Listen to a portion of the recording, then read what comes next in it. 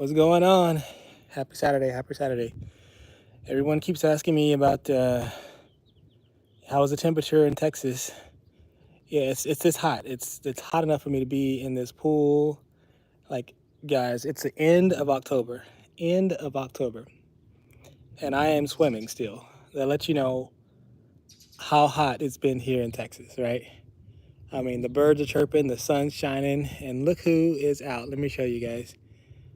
Let's see who this is. I'm turning around. And who is that?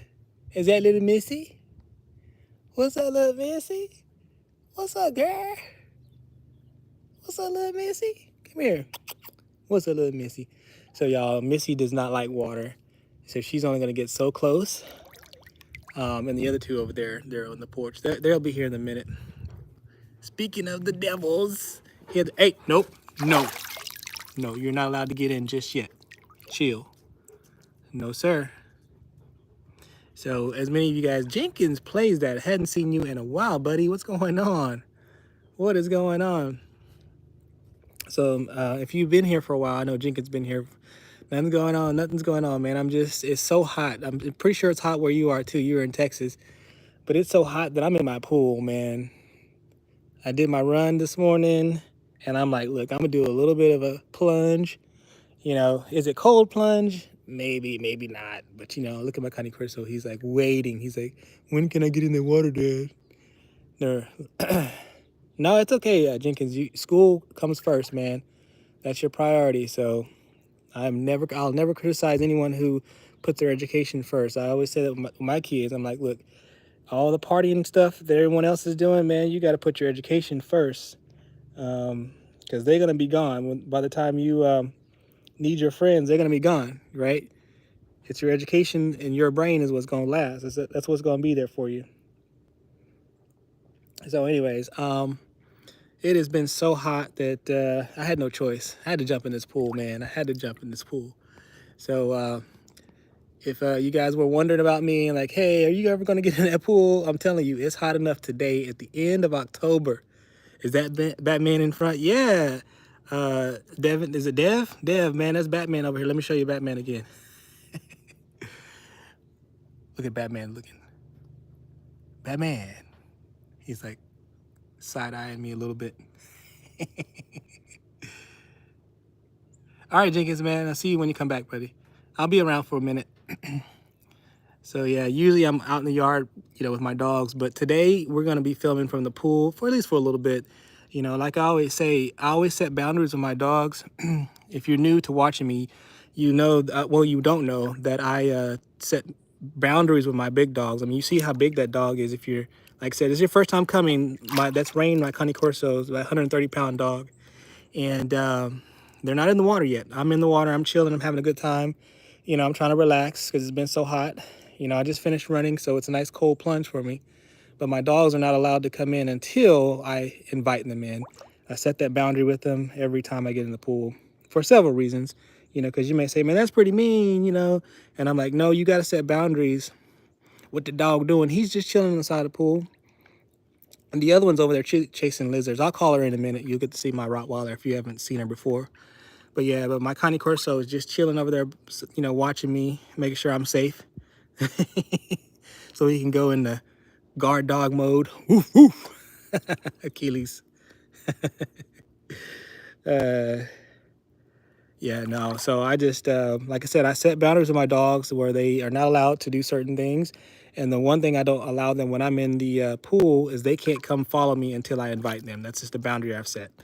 Real and real. I'm feeling a little down. Can you cheer me up? All right, I can cheer you up. Cheer up, buddy. It's Saturday. Enjoy life. How's that? Did that work? Did that work? Is this a real life puppy? Yes, it is, Achilles. He's really a real live big dog over there. There's my Rottweiler coming. Stormalicious. You find some lizards? He raised up. He's like, what? Did you call me in the pool? Yeah, no, they're being apprehensive because they know that they're not invited just yet. They will be, provided that the family doesn't come out here. But again, my family, we swim first. We get all our fun out, and then at the last little bit, we'll invite the dogs to come in and have fun too. And you say, what's the reason behind that? Aha, thank you for the pretty smile. All right, yes, yes. I lifted somebody's spirit up. Yeah, no, Bentley, I'm just explaining why I don't call them do a belly flop. Dude, nah, no belly flop. I was going to, but nah. Johnson Non. Hey, man, what's going on? I'm filming from the pool today. Can we see the dogs, please? Yes, yes, yes, Morgan. I'm going to get out in a minute and let you see them, or I'll call them into the pool so y'all can see them finally swim around in this pool for the ones that are watching me frequently.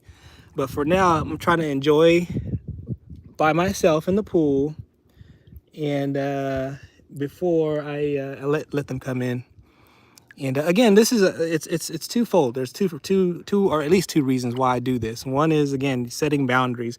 And if you have a big dog and you don't set boundaries, that's a bad thing. I'm telling you, these guys, you see how big the Cane Corso is. They can rule your home and they can make living pretty bad. If they're in control, if they feel like they can do whatever they want whenever they want to do it, that could be a bad thing for your family and for you. So I recommend, no matter what the boundary is, maybe you don't care about your dog jumping in the pool whenever you're in there, or maybe it's the couch or the bed, whatever your boundaries is, please give your dogs those boundaries. You know, it's like kids. They need to know how far they can go, and they will keep pushing until they find where those boundaries are. So for me and my dogs, I don't let them jump in the pool with me. Hey, Cairo, you're back. What's going on, buddy? You know, I'm in the pool. Miss Lavender, hola, new sub. Hey, thank you for the sub. Appreciate it, Miss Lavender. Awesome. But set those boundaries, and so that they understand, hey, I can only go so far, and once I get to that level, I'm no longer can go any further. And it's good. It's good for them. They crave those things, just like kids crave those boundaries. They need them. So, but yeah, I'm gonna chill here. Maybe they'll come closer so y'all can see them, because I know y'all are like asking, especially if this is your first time being here. You're like, where's them dogs at, man? Let me see them. I want to see that Cane Corso. Let me see that 130-pound dog. You know, yeah. I'm gonna get to it. But I'm gonna enjoy this pool a little bit, man. I'm not gonna lie. I love this shelf here. I can kind of chill. I may call them closer to see if I can get them. Get Stormy, come here, baby. Come here. So the only problem with this is I don't want to confuse her like I'm inviting her into the pool. I just want her to come closer. Closer. Give me Licious. Let me see what y'all are saying. Did you take them to a trainee or did you train them yourself? So I did. My wife and I both kind of trained them on our own. I'm trying to think, we took Storm anywhere. So Missy, I mean, if you weren't here at the beginning, Missy was walking around. That's the little dog. We went and done training with her, and we just did the local Petco thing where they just, you know, you bring your dog, and then they use the clicker method to teach you how to reward your dog with the clicker whenever they do something good or when they do something bad, you know. So those basic things. So we learned a lot when we had Missy I'd say we had Missy for 8 or 9 years before we got the Rottweiler, and then we just basically applied the same principles that we taught the little one with her. Of course, we did some more research with Rottweilers and things like that. So we did a lot of pre-work before we got our Rottweiler, and then we tried to graduate to that big guy right there. And thank goodness, man. I highly recommend that if you are going to get a Cane Corso, and if this is your first time ever having a dog, take your time, man. Really learn how to be a pack leader, because these dogs need leadership. No questions asked.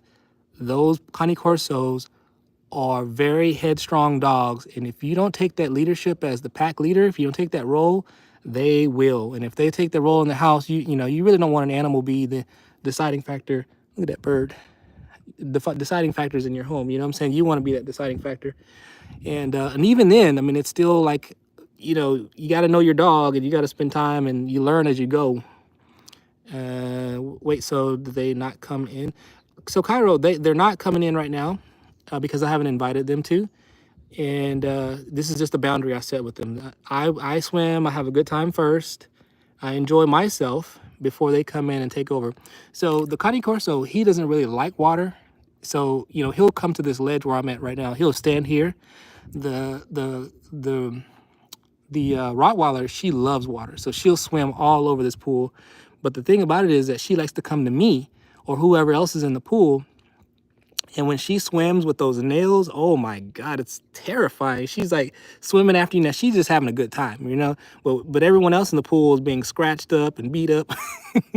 So you know what I'm saying? It's really not all that fun whenever she gets in, you know. And the other main reason I'm hesitant to let them in is they change the chemistries of the pool. And this pool here is one of those weird finicky kind of pools where, you know, you get too much phosphates or whatever, and it's just hard to control it. And you know, then I'll have a bunch of algae and stuff like that. So I'm trying to mitigate all that by just being very selective when I let them in. And my other main rule is if you come in and you have fun with us, great. But you're not allowed to jump out, go roll around in the grass, and then come back in. You know, that's not my style. When you in, you in. When you out, you out. So Nick says I'm a sub because you got bog dogs. Ola says, did you know if wanted to marry someone didn't use Jupiter's ring? Ooh, what are we talking about here? Small rocks and normal rings. And oh gosh, I have no idea what you're saying there, buddy. Smale says, bro, can you listen to me, please? Okay, I know, man, I'm sorry. I was talking. Let me get to you. Are you still here? Nick says, big. Have you ever streamed a dog fight? The Biz, are you still here? I'll address that question if you're here. If you're not, I'm gonna move on. How was the training thing? Oh, okay, yeah, that makes sense. Which training thing? Oh, with the with Missy at the local pet store. DJ Veer, hi, what's up, DJ? Hey man, I'll answer those questions if you had them before. Let me know that you're still here, because a lot of people jump in, ask questions, and then they jet. No for the Air Force. Oh, Cairo, man, that's a story, dude. Dude, Cairo. Let me tell you, this is frustrating. So, for you guys that don't know, I'm active duty Air Force.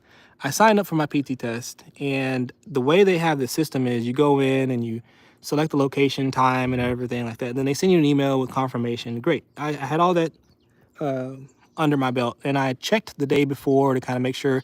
The email says it's at 10 o'clock, you know, your PT test is ready to go. So for us, you know, there's several locations that we can take the test. Well, it doesn't confirm the location. So in my mind, I could have sworn I selected a particular location. And then I show up with my test and no one's there. And Dad blasted. I could not tell or confirm where the location was, and it was at a different location. So I completely missed my test, Gyro. So thank you for asking, but it was a bust. It was an absolute bust. Here, let me show you where I'm at, because you're probably bored looking at the dogs. But yeah, I totally missed my test. So now I rescheduled it for Monday, and so, you know, I'm kind of relaxing. That's why I kind of did my little jog this morning. Not too much. You don't want to overdo it right before your test, because then you're tired on your test day. So chilling, relaxing, doing a little, almost like a cold plunge a little bit. It's not all that cold out here, but you know what I mean. So Monday, I'll let you know. Can I see your dogs? DJ, yes, I'm showing them to him for my pool, because I'm not ready to get out. And I'm still relaxing. Alma, hello, what's going on? How are you? I'm great. I'm chilling in my pool. I'm relaxing, you know what I'm saying? Enjoying my weekend before I have to do my PT test on Monday. Oh. Anyways, that's great. CS Outdoors. Hey, what's going on, CS? So yeah, the dogs are waiting. They're waiting for me to give them the signal when they can come in and chill with me. So so every time I predict things, so I predict that when I invite my Connie Corso, he's gonna come in, he's gonna stand on the ledge, and he's gonna look. When Storm, the Rottweiler, comes in, she's gonna swim all the way around me, and she's gonna be chasing me around in the pool, and I'm gonna be running from her claws. So that's my prediction. But every time, guys, every time I predict anything with my dogs, as you know, if you've been here before, they love to prove me wrong. Last time I said, guess what? They don't like that. See that little ball, that little tether ball I have over there hanging from the tree? Well, I put that over there as a suggestion from, you know, one of the person that was people that were on the live stream. And I was like, all right, I'll give it a shot. And then I hung it from the tree, and the dogs just didn't, they barely liked it, you know, barely liked playing with it. And so somebody asked me, they were like, hey, how did the tether ball go? You know, how did that go? And I was like, my dogs don't really like it. Let me show you how they don't like it. And I go over there, demonstrating to everybody that they don't like it. And guess what? They have the best time ever. They just go for it. They're playing we've been playing with that thing all week long. You know what I'm saying? So every time I predict something, the dogs just do the exact opposite on camera. So, but I'm gonna stick to my gun today. When he comes in, he's gonna stay on the ledge. She's gonna come in and she's gonna swim all over me and basically attack me. Not in a bad way, but you know what I mean. She wants to hang out with me. So she may chase me out of the pool, essentially. Yeah. So anyway, that's my prediction. But I'm still kind of chilling right now. I'm still trying to recover. So it was nice. Ash says, I had a Connie Corso, a lot of hip issues, and had to put him down at 4. Oh, I'm so sorry. So let me ask you a question, Ash. What kind of food were you feeding your dog? Were you using kibble or were you using like a raw diet? And I'll say the reason why I'm asking that question is my suspicion is that what we're feeding our dogs may exacerbate some issues that they're having. Like the processed foods may be the source of a lot of the issues. And you know, again, I don't know if that's a proven thing, but I'm curious. That's why I'm asking that question, Ash. Nathaniel, that's true. I made his food. Okay, well, so it was basic. So was it cooked foods or raw foods? Or a mixture of kibble and raw? Or can I join in your... But yes, jump on in, USSR. Come join me in this pool. I can't be here by myself. Come jump in, buddy. Yeah. I love it out here, man. Come out here. And if it was... So she said, and if it was bad, it was for health. Yeah. There's Stormy. Hey, baby. Come here, Stormy. She's like, is it time? Is it time for me to jump in? Stormy. Hey, what are you ignoring me for? What's up, big girl? What's up? I know you ready to jump in, aren't you? You ready? Big boy's like, yeah, I'm ready too. Yeah, I know you're ready. Yeah, I know you're ready. A mixture. Okay, so you were giving... So yeah, that's where I'm at right now. I'm kind of mixing, not together in the same meal. Our dog sitter was kind of hesitant to say that it's a good idea to mix them both, like the raw with the kibble. There's some issue that she's referring to in terms of like time of digestion that she felt like it was not a good idea. Like she recommended I do one meal raw and then maybe the next day or later on, if I feed them a second time, the next one will be kibble, but not at the exact same time. Again, I have to look into the research of that to figure out what exactly, you know, how bad is that to feed them together, raw and kibble. But anyways, yeah, so I'm wondering, hey, Xavier, what's going on, man? I had my dog stolen from, still out there looking for, I pray that, me too, I hope you find him at least being taken care of. What kind of dog was it, Taylor? Beautiful Connie Corso and Rottweiler, thank you so much. And then little Missy's over there, she's a mixed dog. You can see her in the grass over there. A Malinois, oh man, yeah, that's a really sought after dog, really. I'm so sorry to hear that. You have an alibi? Ooh, what kind of dog is that? You have one, Cairo? Do you know? No, I don't actually. I don't know an alibi. Alibi? Is that how you say it? Yeah, man. You know, there's some really, really interesting dogs. Like people come on and they tell me they have these dogs I've never really heard of, and I'm like, geez, I need to go pull the books out and like. So I have. You know, that would be cool if I could get. If there was some way that on my live stream that people can like show me pictures, like that would be so much fun to people show me their dogs. So everyone, so you know, people that have never seen that type of breed, they can all see it on the live. That would be amazing. I wish YouTube comes up with some way that I can do that. I mean, I can invite you, I guess, as a second person, and I don't know if I can do that on my phone or not. I brought him from the Ukraine. Wow. That would be cool, bro. Yeah, no, wouldn't that be great if I could just like have you pop on and then show your dog, whatever? Maybe there's a way to do it. I'm just unaware. I mean, I'll look into that because that would be actually pretty cool. Alma, you're back. What's going on? but the breed is livestock guardian from Turkmenistan. Ooh. Muddy type of dogs. I have not. Is it moody or muddy?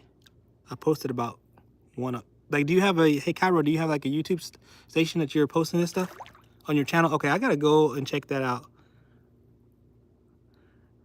Yeah, I'm just chilling in the pool. I'm letting the dogs be patient and making them wait before they get in the pool. Missy's not gonna come in. Missy absolutely hates. You can see the little dog right there. She hates the water. The Cane Corso, he's not good. He's not a fan of being completely submerged. Now, I will make him like kind of just, the reason why I made him kind of, oh, look at that frog trying to jump in the water. Get out of here, frog. I don't want to swim with you, buddy. Get away. Oh, and he jumped in. Dirty frog, you. I hate it when frogs get in here. Almost, so the reason why I make it wait, it's a boundary thing.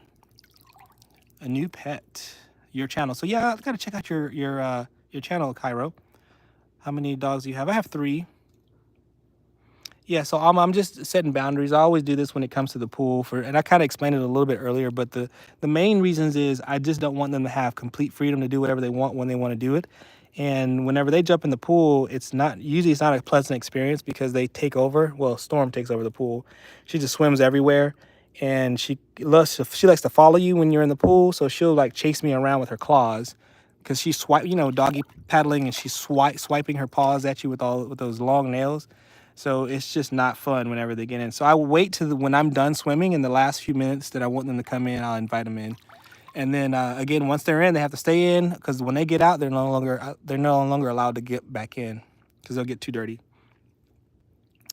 Cairo says, like a frog could be your new pet. Oh, hey, Cairo, I actually have some big old bullfrogs that live, they live kind of in the dirt over there. And I let them be. If they're going to chill away from my pool, because they eat the bugs, you know what I'm saying? I like the frogs more than I like the bugs, So you want to come in and eat the bugs? I'm all for that. And matter of fact, if they're eating bugs in the pool, I guess I shouldn't really argue about that either, because I prefer the frogs over the water bugs that come get in this pool. A lot of times, this pool has it's very difficult to maintain the chlorine levels. So algae tends to grow really easy, and so those water bugs come in and they like chew up the algae. So NLE, is it Nile or Neil or NLE? Who knows me? I don't know if I know you. Do you have a station? Are you kind of a popular YouTuber? Tell us who you are.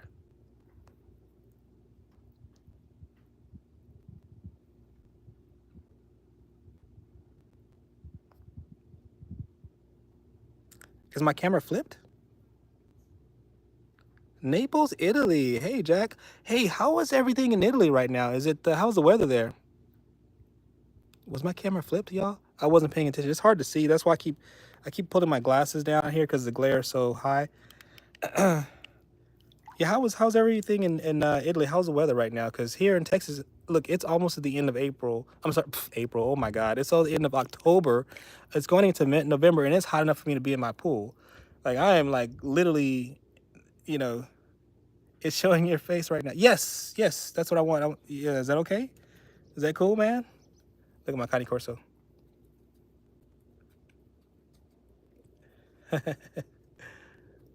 Let's see. Nadia says, I love you. I love you too.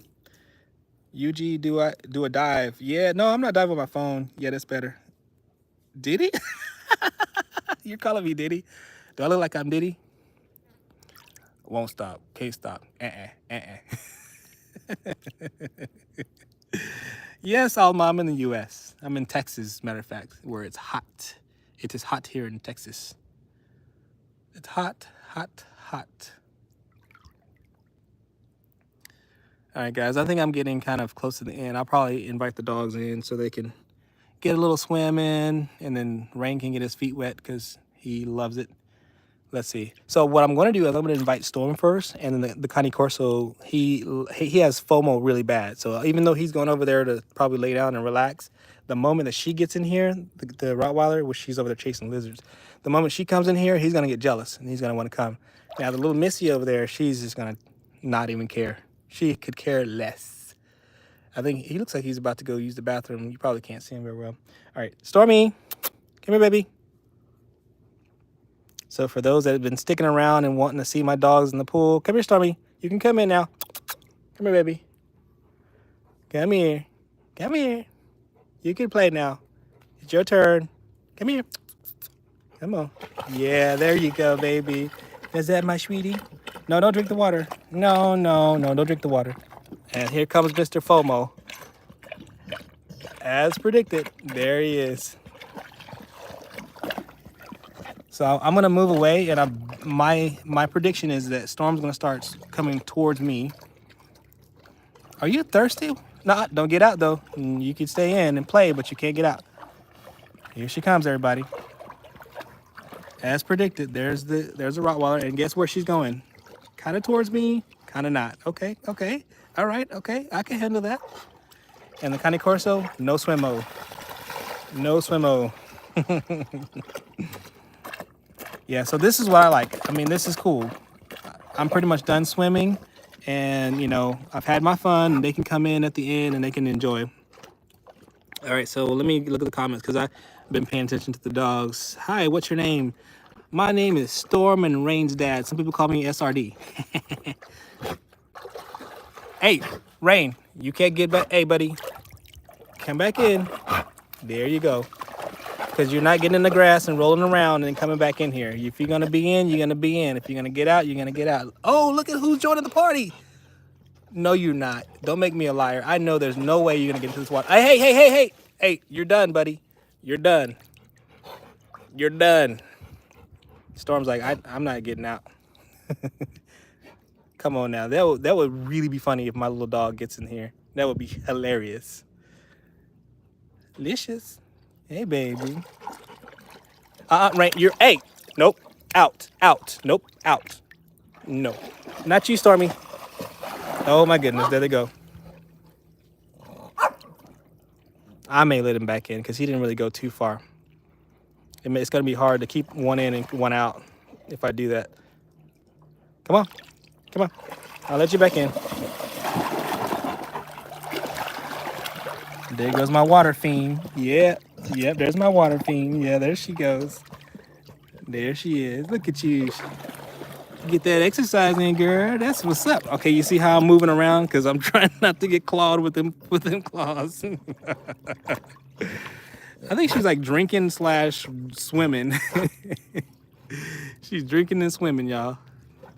Drinking and driving. She's drinking and driving. And he wants to. Like, you could tell he's like, hey, don't you push her down, boy. Rain, don't push her down. Just because you don't like to swim doesn't mean you get to stop her from doing it. You hear me, buddy? Hey, you hear me? Rain, look at me. Rain, look at me. Don't.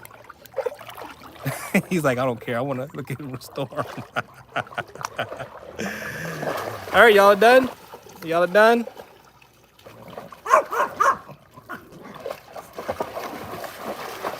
No, they're not done. Look at that slobber, y'all. Come on. Poor Missy. Missy's kind of like, she wants to join the party, but she does not want the water. Yeah, there's my baby girl. Is that my baby? Oh, there's my sweetie. Oh, what's the matter? Oh, my sweetie. Oh. You want to come swim, buddy? Come on. Oh, my sweetie. She's having a blast. Rain. Rain. Hey, Rain. I think he's partially jealous. Like, he's jealous that she... Rain, come back in. Come back in. Come here, Stormy. Let's swim, baby. Oh. Rain, you almost came in, buddy. You almost came in.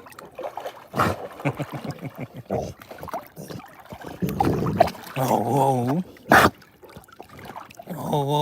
Look at her. She's so cute, y'all. Yeah. That's the thing about Texas, y'all. It's October. My dogs are swimming like it's midsummer.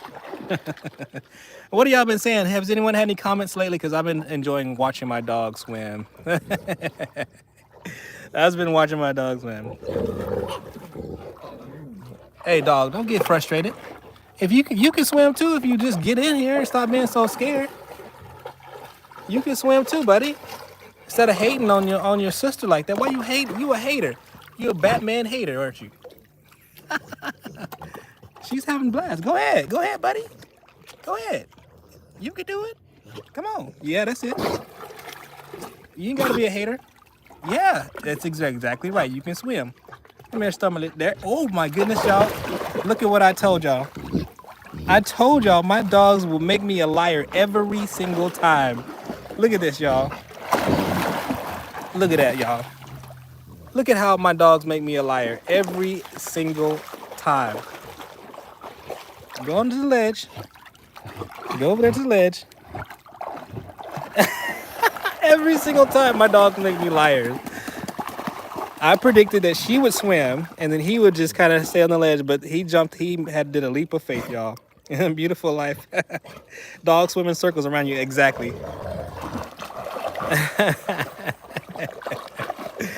Oh man, why did you name them Storm and Rain? So I had Storm. We've had her. She's 4 years old, so we've had her for almost 4 years, and I had her and her brother was Storm and Creed. Okay, so we had them for a couple years before Creed died, and then so we already had Storm, and then my wife wanted to name the Cane Corso Rain when we got him, and he spelled R-E-I-G-N, not like water rain. And then we just kind of like the play on words. Hey, there's a step stool over there so they can get in and out over there. So it just worked out where it ended up being Storm and Rain. That wasn't even like we didn't have that planned, but you know, it just kind of happened that way. So that's why the channel is Storm and Rain. I call my dog. And what's the dog called? Yeah, so Storm, Rain, and Missy. Rain, if you want to play, jump in, buddy. I don't mind you getting on the concrete, but as soon as you get in the grass and roll around, you're done, buddy. Yeah. Rain, get back in here. Get back in here. All right. Don't let Missy goat you into going out there. Yeah, come take a dip, baby. Come take a dip. Come on. Yeah, look at that. Look at that leap, y'all. She just went for it, didn't she? And watch my Cane Corso making me a liar. Making me a straight up liar. Over here. Ooh. Making me a straight up liar, y'all. Look at this. Never seen this before. Never. Y'all are looking at history for me. I've never seen this. I'm actually gonna go. Rain. Rain. Back over here. Get back over here. Because I know what you want to do. You want to roll around in the grass. The moment you roll around, you're done, buddy. You're done. He's so funny. Got 2 golden retrievers. Oh yeah, that was sad about Creed. Yeah, Cairo. Yeah, you heard the story, right? How I lost Creed. How we lost Creed, I guess, you know. He was our family. He was part of our family. Okay, Belisa. Thank you. All right, well, looks like Rain's done, y'all. He's done for. All right, Storm, let's get out. We've had yep, look at that. He's done for. He's not coming back in after doing this. All right, Rain. All right, Storm, let's get out, baby. Come on. It's been fun. We had our fun. Y'all, this was history in the making. History in the making. Out. No, get out, boy. Stay out. You're done. Yeah. All right, cool. Y'all better do y'all's runs now. Yeah, go do some sprints and look at them, y'all. Let me go put my shoes on so I can follow them around. Y'all, that was history in the making. I had never seen my Cane Corso actually want to swim on his own. That was really, really weird. But great, you know, I'm glad y'all saw that.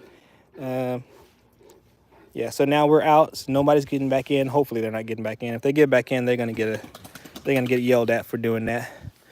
When you're in, you're in, and when you're out, when you're out. When it's yes and it's no, in and you're out. You fight, we break up. No. Oh man, that was fun. That was great. I had a good time.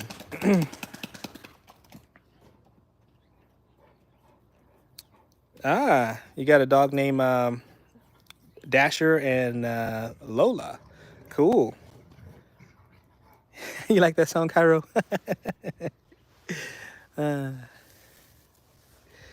Oh man, that was fun. That was fun. And they're fighting now. Well, it's not really fighting, but you know what I mean. Play fighting. Ooh, look at that Rottweiler. Just knocked him down.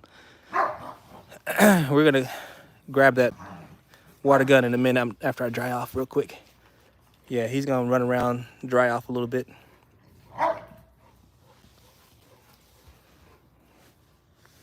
Oh man, this is so funny. I cannot believe that these guys made me a liar today. Now they're drying off. Look at him go, y'all. He's so happy. You happy, big boy? He's like, yeah, I'm happy.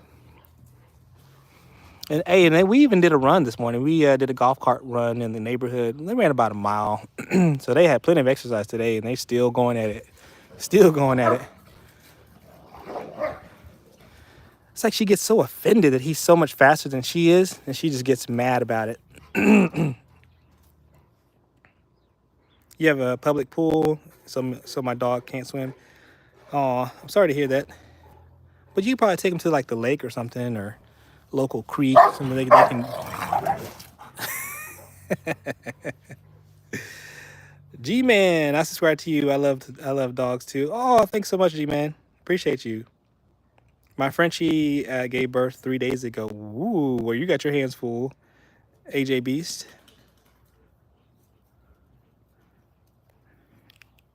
DC Flash says, "Aw, cuter dogs." I guess you said cuter dogs. Yeah, he used to get all his puppy shots. Ooh, he's gonna be tired, sleepy. So you got 5 pups. You are busy.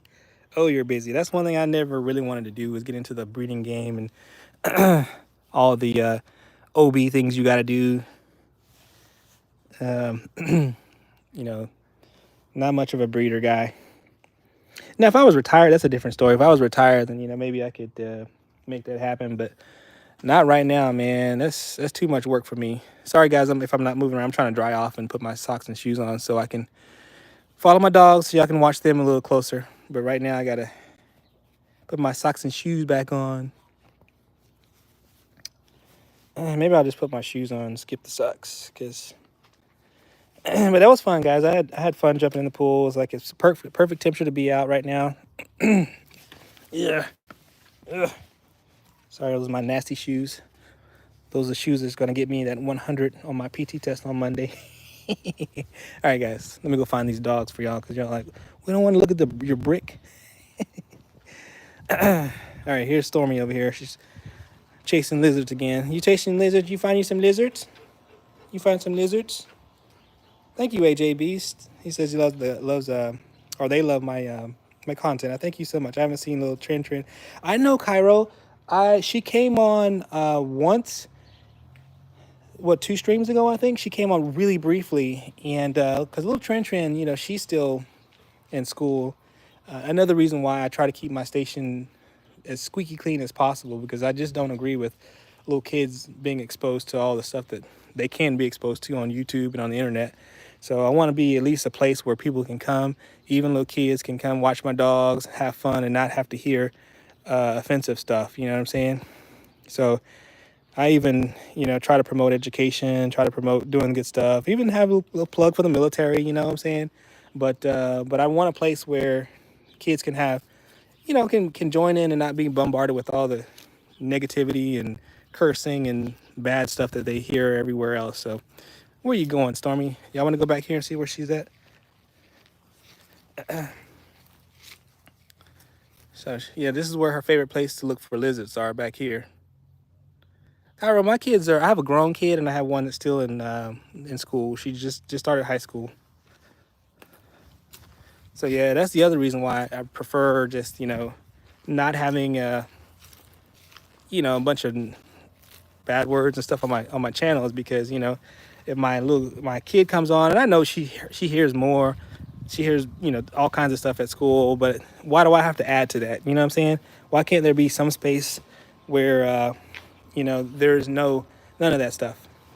And I'm not saying I'm not doing some church services or anything. I'm not doing that either. I'm just saying that there should be a place where it's fun, educational, if there's any education. I think I have education here. If not, I think my people that come on, they offer a lot of educational stuff too about dogs. Rottweiler, yes, beet juice. AJ says he's 14. Yeah, that's awesome. G-Man, I like and subscribe to. Thank you, G-Man. Thank you for the like. And thank you for the subscription. Venezuela, free. JC Music. Diddy's back. Hey, Diddy, somebody called me Diddy earlier. Do I look like Diddy? No, I don't think I look like Diddy. I sound 26? Oh, that's awesome. Thank you so much. I'm not 26, though. No. Diddy said, no, I don't. I agree. I don't look like no Diddy. I look like myself. But no, I'm not. I wish I was 26, man. Woo. That would be awesome. 26, man. My son is, he's closer to 26 than I am. He's only a couple years off from that. So you can imagine, I'm not in my 20s no more. We're not in Kansas no more, Toto. Just kidding. Look at that butterfly. That is a beautiful butterfly. Stormy, you got that lizard, baby? Did you get that lizard? She's like, I'm going to get that lizard. If it kills me, I'm going to get that lizard. So, y'all, it was a fun morning. I enjoyed swimming with my dogs. And I'm going to probably have to put some shock in there because, a lot of that stuff in their fur got into the water. Are you tired, buddy? You tired? Did you have fun? That was the first time I seen you swim, buddy. Hey, Xavier. Cairo, probably tomorrow morning. I'll probably come on. Is it cold at night? So AJ Beast, it's in nighttime now, it's relatively warm. It's like the low has been like 65 to 70 degrees. It has not been a cool start to the fall. It's been a hot and dry, no rain for it's been a month and a half, 2 months since we've gotten rain. It's terribly warm here, unseasonably warm. And I know it's not just Texas. I think the whole East Coast is kind of suffering from lack of rain and stuff like that. But G-Man, Rottweiler and Connie Corso, yes, yes, yes. And then little Missy, of course, where's she at? Is she around here? Did y'all see where she went to? Last time I saw her, she was over here. Oh, she's over there in the small yard area. So you're probably wondering, why do I have this little fence? And a lot of people say, hey, your dogs can jump over that fence. What do you got that little fence over here for? And I'm like, believe it or not, if I close the gate, they will kind of stay in this barrier for a little bit, especially if I'm out here with them. And then I've tried to close the gate when I'm gone, like when I'm at work, and I'll give them access. They go through the doggy door and they come out here and poop and pee, and then they go back inside and chill. The problem is that if there's something out here that they're like, particularly him, if he really wants to go see something, what he'll do is try to dig. And that's what happened here. He tried to dig underneath the fence, and I had to plug it up with some, I just used some potting soil just to plug that hole up. So it doesn't necessarily work out as a good way to keep them in. But the reason why I did that was because sometimes I have like the pool guy he comes into the main gate over there, and he likes to he'll come clean the pool.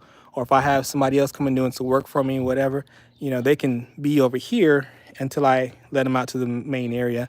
And of course, this whole main area is fenced in. So that's not my primary fence. If they jump this fence, it's all right because I got a 5-foot fence all the way around the backyard, so they can't really get free.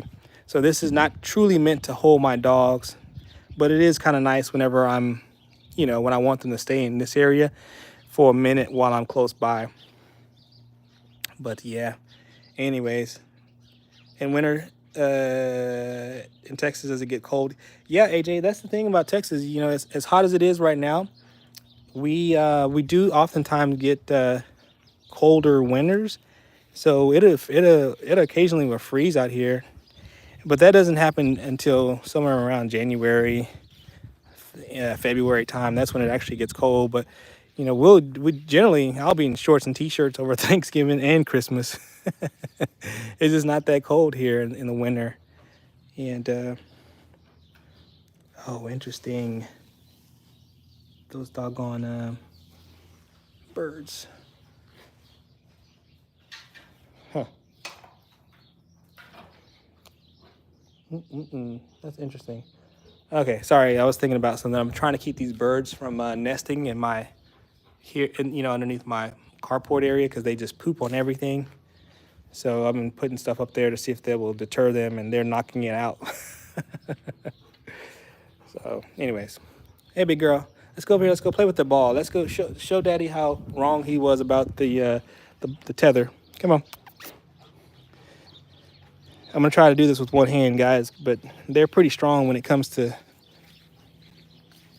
me in one arm. I usually have to use both of my hands to counteract their strength here. Let's see what I got. Come on, guys. Come play. What happened here?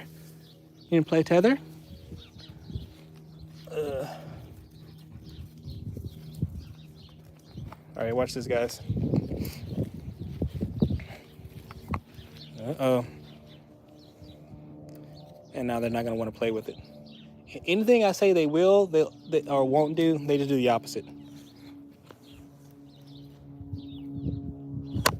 Stormy.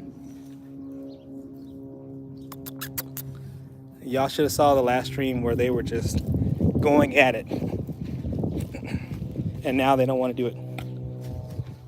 He's like, don't hit me with that thing. Come on. Nope. And just the opposite, guys. Whatever I want them to do, they don't do it. And what I think that they're not going to do, they do. I guess that's the name of the game, right, guys? That is the name of the game. Okay, well, if that don't work. Are you thirsty? You want some water? She's after them lizards, man. Come on. Let's get some water. Let's see how far we get today on this. Put your paw. Get your paw. She walks right over it. You want to get some water, big boy? Come here. Give me your paw. Let's get some water. Give me your paw. Put your paw.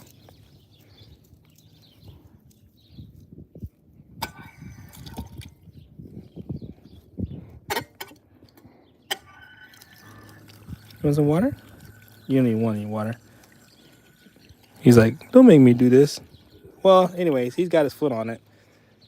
I'm surprised the Rottweiler didn't want any. Well, I'm working on that, guys. So I'm trying to get them to come out here and get fresh water right from the doggy fountain because it's connected right to the house. So if they ever figure this out, I'm going to be so happy. That means they can always get fresh water that doesn't have any, algae in it, doesn't have any bugs. It's just right there for them. I know, proving me wrong constantly, Cairo. Yeah, they love it. Doggos, yay. Okay, I gotta go softball. All right, Cairo, thanks for hanging out with us. We'll see you next time, man. Are the pit bulls known? Katie, that's a Connie Corso. Look at him, look at the fence. What's the matter, buddy?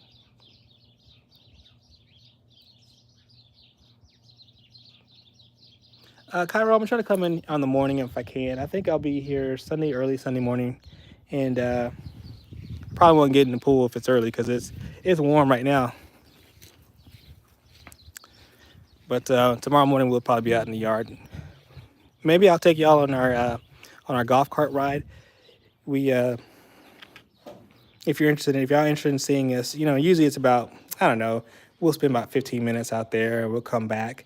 And but this thing has been wonderful because they can literally trot at about 6 miles per hour, and then they'll just take off and they'll sprint from up to maybe 15 miles per hour, and then we'll start walking again. So they love running alongside me. So maybe tomorrow morning I'll start off with us exercising, then we'll come back to the backyard and just have a good old convo like we normally do.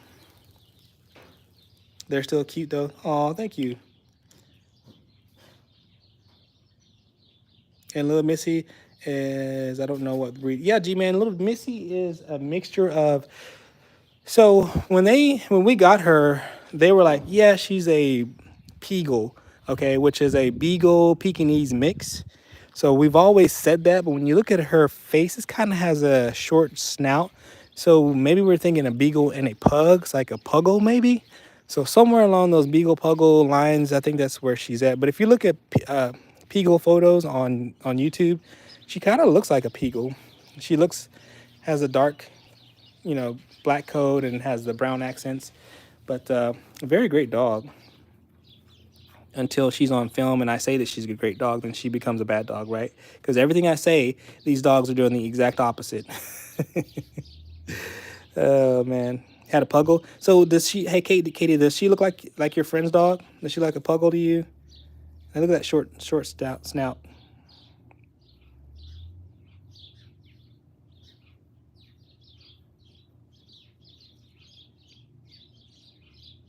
Yeah, so G-Man, I like that, having a designated area where your dogs can poop and pee. So we kind of gave up. I kind of gave up on like having a designated area. They inherently like to go farther away. Like they'll go up on that top shelf back there at the back of the property where the horse is over there. And they'll poop and pee over there sometimes. And that's fine because it's away from the house. But sometimes they'll poop closer. But with having more space like this, having like a half an acre, it's less likely that you'll step in it and you don't smell it. So I'm not really a stickler. I used to be a stickler. As a matter of fact, I had a compost area. So I would scoop it up and then I would stick it in this little compost in the ground where I built. And I even have the chemicals that you can, and of course now it's a bunch of weeds and grass and spiders. But anyways, I would put the poop in there and then sprinkle the enzymes to break it down. And that was pretty cool, but it was a lot of work. I kind of got tired of doing it, and but it's a great idea if you have a smaller yard and you're trying to figure out what to do with the dookie and you don't want to bag it up or put it in a trash can. You can always just kind of dump it in there and buy the enzymes on Amazon and break it down, and it just kind of like it just recycles itself in the ground, which is cool. I like that. I had a friend had a puggle. Yes, it looks like okay, except her was like more like 10 or tan. Okay, more pug looking because of the color. How old is your little dog? So this is the oldest. She's the one I was referring to earlier in the stream where we started training her first. And that's where we learned all of our like dog training skills. Not all, but we learned enough to be able to be good dog owners. We started off with her with some tricks.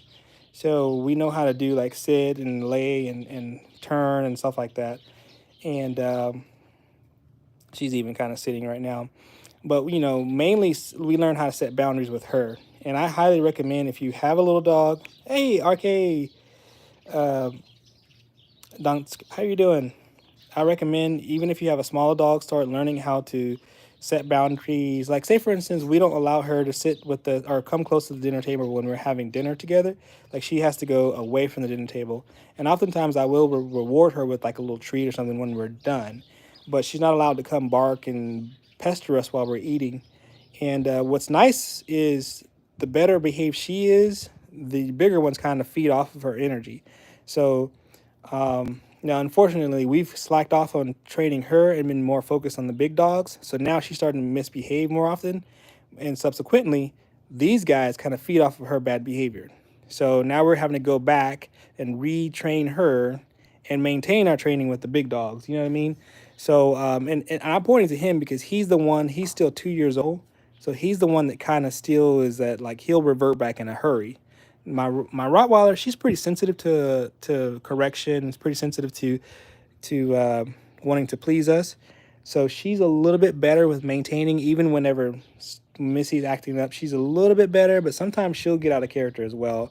So it's really important that you maintain those boundaries with all your dogs, even the little ones. The little ones they get away with so much because they're so small that the big ones can't get away with those same things. But the problem is if you don't control the little ones, oftentimes the big ones will follow the little ones. So you get my point. And my Rottweiler, she is fixated on those lizards. Let's go see how she's doing with them lizard.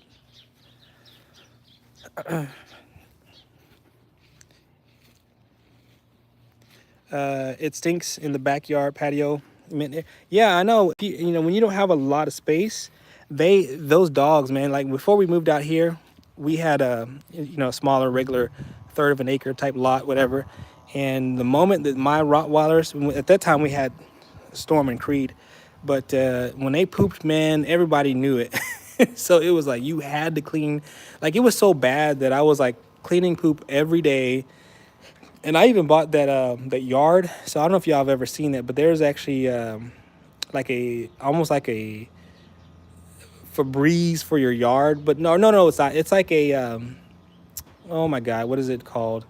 It's kind of a green label outdoor spray that you can spray that actually deodorizes your yard. Like we were forced to do stuff like that just to be able to make sure that we can sit out comfortably without being overwhelmed with the smell of poop.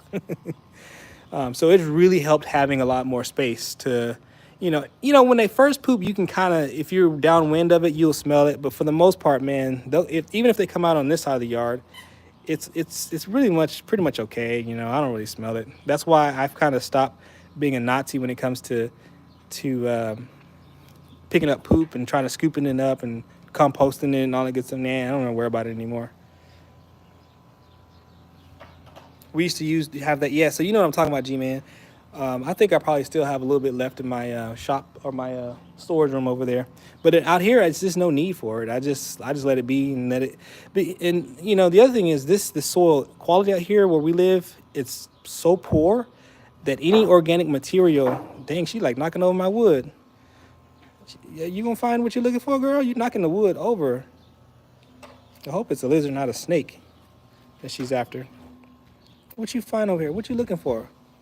Is it that serious, big girl? Is it that serious? This was supposed to be my project to build um, like a greenhouse for my fruit trees. But anyways, and that's didn't have the time to finish that project. But now I guess it's a place for the lizards to sleep and hang out. But yeah, the soil quality here is so poor that any organic material that gets in the soil, I'm kind of like, yeah, go for it. You know what I'm saying? Even if it's dog poop. And I know dog poop is not necessarily the most nutritious thing for the soil. It just adds organic material to it. So it's just not complete sand. So I'm not even all upset about the poop in the yard, if you know what I mean. Hey, big girl, come here. Let's go play. Come on, let's go play. Let's leave those lizards alone for a minute. She's like, I've already played. I ran 1.5 miles. I played in the pool. We did some sprints together. Come on, big girl. Come on. Come here. Like, look how hot it is. My dog is all panting. This is Texas for you. End of October, and we're out here sweating and swimming. And Thomas, do you remember me? Thomas, what's your last name? Sorry, let me look at put on my glasses. Stoffels, right? Is that how you say? Thomas, you got to remind me. Were you on last time on the last stream? Because I remember, Thomas, we were having a pretty good conversation.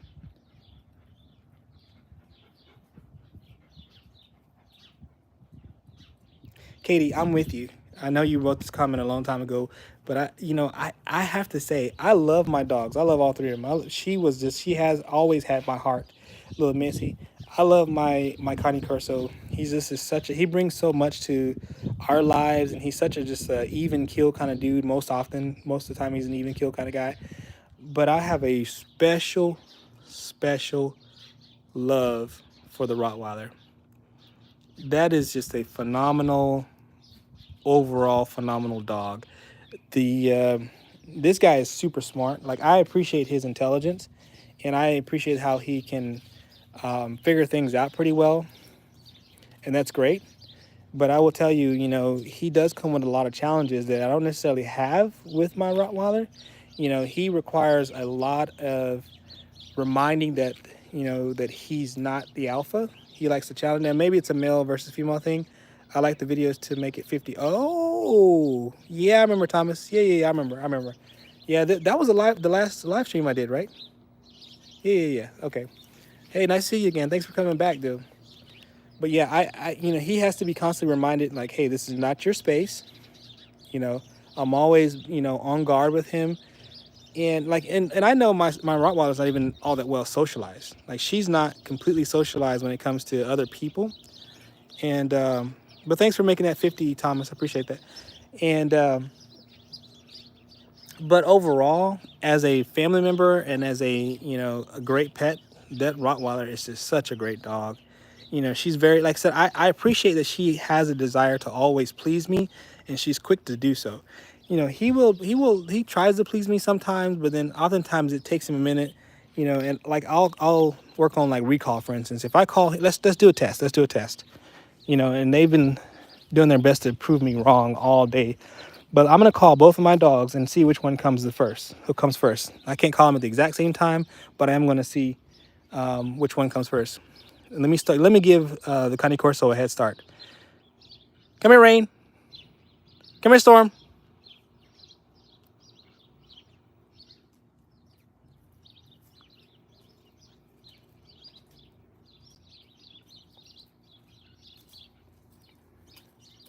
That's a good boy. I told you they were gonna prove me wrong. That's a good boy. Good boy. And look at my Rottweiler getting distracted. Even the little one came. That's a good boy. That's a good boy. Yeah, that's a good boy. I don't know what happened to my. Maybe she gave up because he came first. I don't know. But more often than not, the Rottweiler is a little bit better with that kind of stuff. I'm really surprised that she didn't come before he did. But he gets a lot of love and a lot of positivity for that. Good job, buddy. My friend has a pug, and that's named Bluey. Oh, cool. His other dog died sadly 2 or 3 months ago. Man, that sucks. Thomas, dude, hey, I need you to go from to the beginning of my live stream. The I spent at least half of this stream in that pool, and the dog swam. Like, I highly recommend it, because let me tell you why.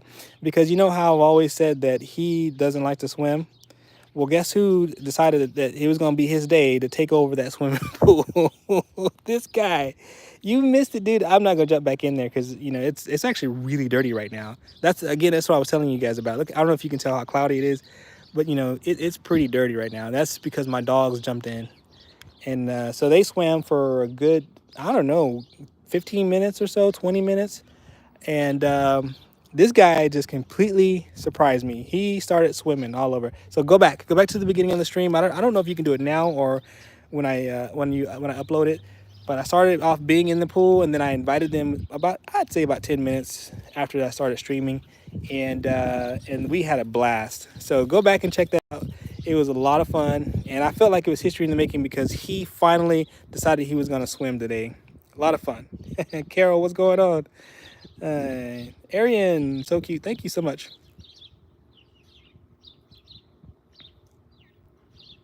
Oh, it's nighttime where you are. Oh, okay. Well, look, as soon as I'm done streaming, this is gonna go up on the page. All my live streams are still viewable. Dude, just go back and check them out, because it was really awesome to see my dogs both in there swimming around me. It was like two sharks surrounding me. It was hilarious. My phone about to die. I'll be back tomorrow if you're on. Okay, Katie. Thanks for hanging in there with this. Can you kick the dog to the pool? No. Arian, go back and watch the beginning where they were both swimming in the pool. It was awesome. Absolutely fun. But yeah, Thomas, if you can, when I upload it, when I'm done with this, sometimes it takes hours to upload. And I don't know why. I have really fast upload speeds. So I don't know why it takes so long. Maybe because my streams are super, super long sometimes. But anyway, go back and kind of check that out. It was awesome. It was absolutely awesome.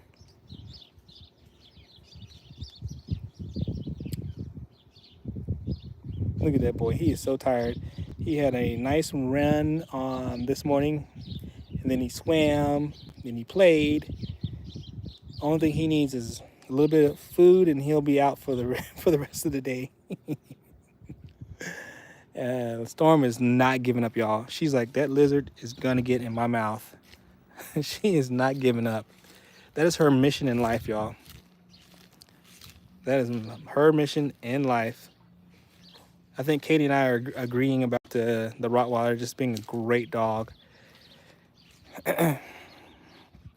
An absolute great family dog. I mean, that's the reason why my wife, I think, really, really likes them, because they've always been known to be great with family. And as long as you train them, that's really the main thing, is how much training are you willing to put into them to make sure that they behave the way you need them to behave. And I would say the only thing missing with her is the socialization with people. you know. And some people argue that that's, if you really are more concerned about protection, socializing your dog with everybody is not necessarily the way to do that. So, which I can get with that. But I like her being a little bit more sociable with people who I accept, like her, like our neighbor over here, a really nice lady, and nice man. So I really want, I don't want them to be aggressive to the neighbors, But if somebody's new that they don't like is trying to break into my house, fine, let loose, be a Rottweiler, be a Connie Corso, do your thing. Look at him. He's like, what on earth is she doing? Like, he feels like it's almost like he's like looking down up on her, like, you got to be kidding me. Why are you chasing those lizards?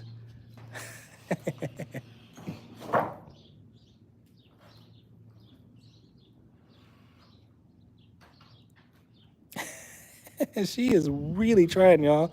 Look at how much she's going into those 2x4s. What were you saying, guys? My cousin has a black lab, which I taught how to swim. Yeah. And I think just turned 1 year old, maybe 6 or 7 months. Cool. Obviously not now, though. What are you talking about, Thomas? Would you show us how you wash your... Oh, how I wash my dog. Sorry, I missed that, Thomas.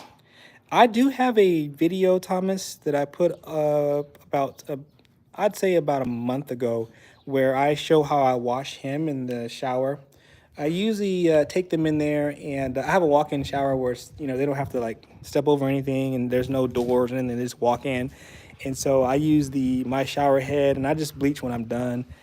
That Either that, or I'll take them to the our local Petco. They have a nice wash station there, and it's about $10 per dog. So I can wash them both for $20. And whenever I do it at their station, I clearly use it, take advantage of their soaps and their shampoos, whatever. And so far, my dogs, they seem to tolerate the type of soap that they have. They don't have any reaction to it, which is something that you always have to be concerned about. You use those soaps and shampoos, and your dog is all itchy and all. So far, they've been able to tolerate whatever they have at the store, and I just use their blow dryer or whatever, and that works out great, because I don't really wash these dogs very often. I mean, they get washed once every couple of months sometimes. So they I just don't want to overdo it and dry out their skin. You know what I mean? Arian says, I want to see your wife. I do too. So they are friendly. So Thomas, you mean like when I take him out, he's better with when I take him out, he's good with people when I'm at the stores or at the Tractor Supply store or Lowe's. He's actually pretty good with playing with people. Now she is not. So every time I take her out, she has to be muzzled, and I do that for her, for her and for people's safety, because oftentimes people assume that because your dog is out and about that they can come touch your dog, and they don't know. A lot of people don't really know how to approach dogs. They'll do this number like, oh, come here, doggy. The hands all in their face. I could do that because my dogs know me, but you can't do that. And if you approach my dog like that, they could react to you and snap back and bite you. So I have to muzzle her, and I'm very, very cautious when I'm having him around people too, because I make sure that, hey, this is how you approach my dog.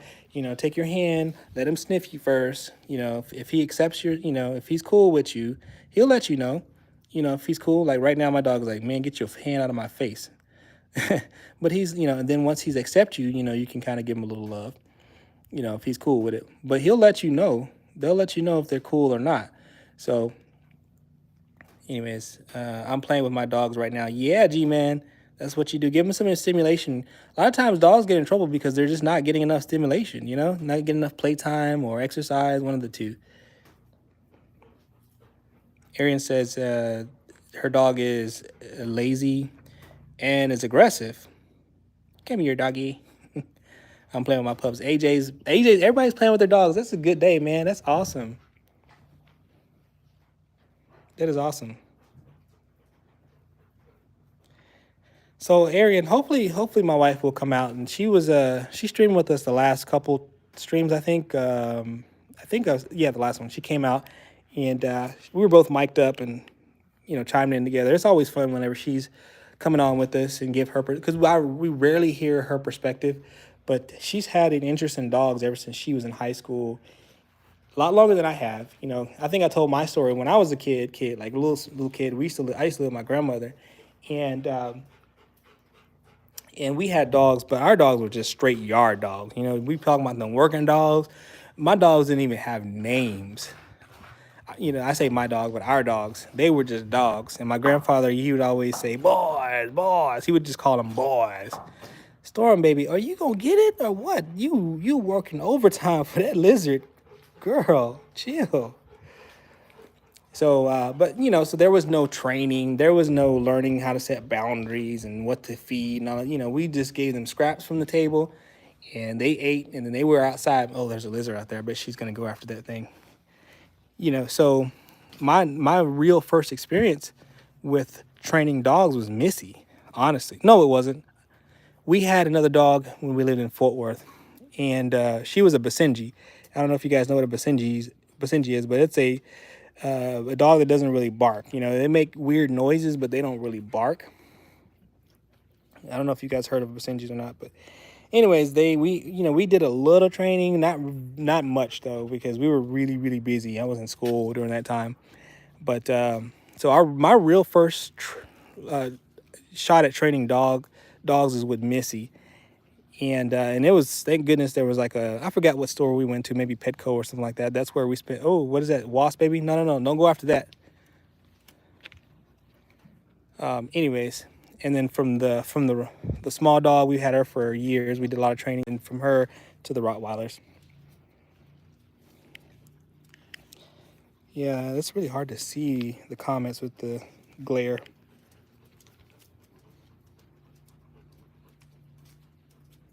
Yeah, Thomas had to chase their dog this morning. It's fun to play with dogs when someone else is playing with them. Nice. Can you shout out my dogs? Their names are Dasher and Lola. Yes, a big shout out to Dasher and Lola, and ZZ and Zeus from AJ Beast. You want to say hello to the other dog? Say hello. Say hello, big boy. Come here, Rain. Rainy Bop. You want to say hello? Look at those yellow eyes, y'all. When we first brought him home, he had the bluest eyes. Let me show you his eyes now. Come here, boy. Show me your eyes. See how they like yellow now? But they were, or golden. He's like, I'm just gonna enjoy that rub. When we first brought him home, they were straight blue. They were so beautiful. I like the golden eyes too. They look more menacing when they're yellow, almost like a tiger or jaguar. Makes him look more menacing. But when we brought him home, he was blue. I think I have a video of when he was a puppy. No problem. Yeah, both of our dogs. Yeah, no problem. But they were. It was so much fun when we brought him home, just to kind of acclimate him to our house and to the rest of the other two dogs. So the way we did it was, my wife's pretty astute when it comes to introducing our dogs. When we first brought Storm and Creed home, Missy, again, she was already, had her routine and had her establish her territory. So what we did was we brought them home as puppies a block away from the house. And that's how we introduced Missy. And at the time, Missy was she was a little bit bigger than the Rottweilers were. And that worked out beautiful. I think if I don't have a video of that, I probably can put up that in the interaction. And it worked out great. And then we brought them all three home together. And so it didn't feel like these dogs were encroaching on her territory. It was like we were all friends bringing home a friend to the house. And that worked beautifully. So we did the same thing with Rain. When we brought him home, we basically went down the street up here first. And we introduced all the dogs, because remember, we had already lost Creed by that time, but Storm was there and Missy were down the road. And then we met each other, and then we brought them all three home from here to the house, and that worked out great. And they just kind of simulated themselves to each other. So I thought that was a really nice way of kind of introducing your dogs, because again, they get really territorial when they're like, "Why are you bringing this dog into my house? This is a bad thing." He said Dasher and Lola. Yes. G-Man says, "Hello, Rain." Yeah, G-Man. Dasher and Lola. My dog's tail is also chopped off. Yeah.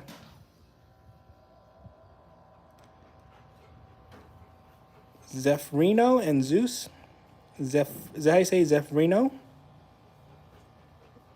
ZZ. Yeah, ZZ and Zeus. I said those names. Yeah.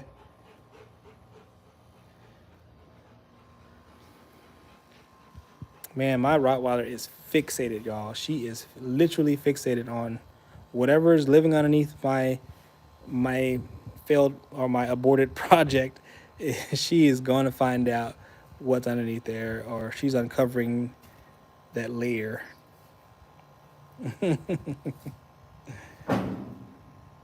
Girl, you okay? I'm hoping it's a lizard. More than likely it's a lizard, not like a snake or anything like that. But she is on a mission, y'all. On a straight mission.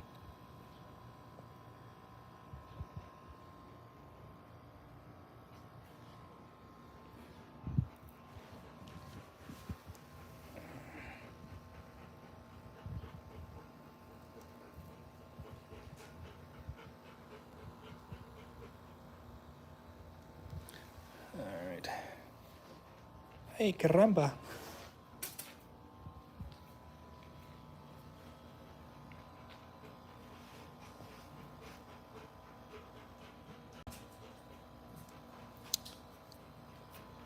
Man, I tell you, these birds, man, they're driving me nuts. I'm trying my best to get rid of these birds from hanging around my carport area, and I don't know the best way to do that. I think my neighbor he says when he built his, he's gonna put some chicken wire up there. I like your dogs. Thank you so much, Lakeisha.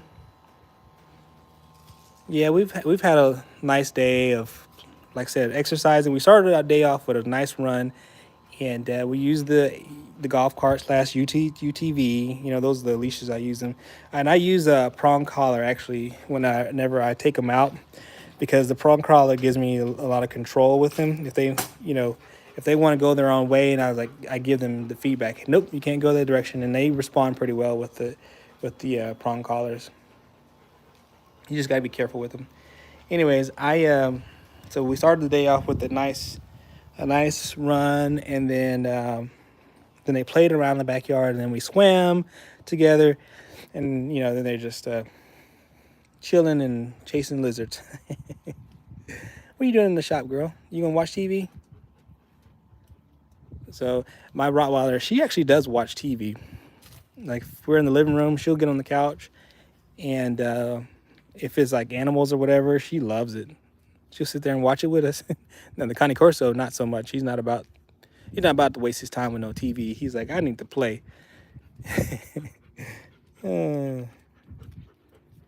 Zaza, hey buddy, how are you? Long time no see. You want some water, big girl? You keep going to your water bowl. There's no water in there, but I'm trying to get her to come on, Stormy. Let's get some water. Let's see if this works, y'all. She should be sufficiently thirsty. Come get some water.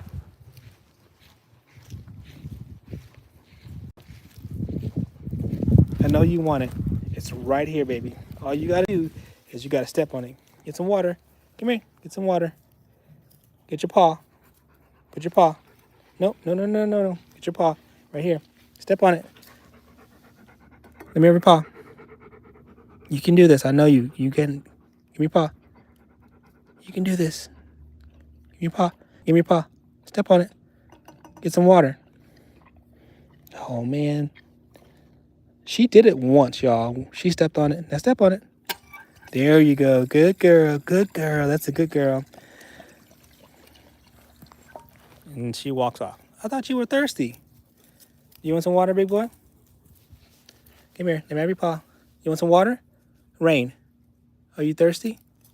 Get some water. Give me your paw. There you go. Get some water. You don't want any water? You want some water? He's like turning his face away. I don't think he wants any water.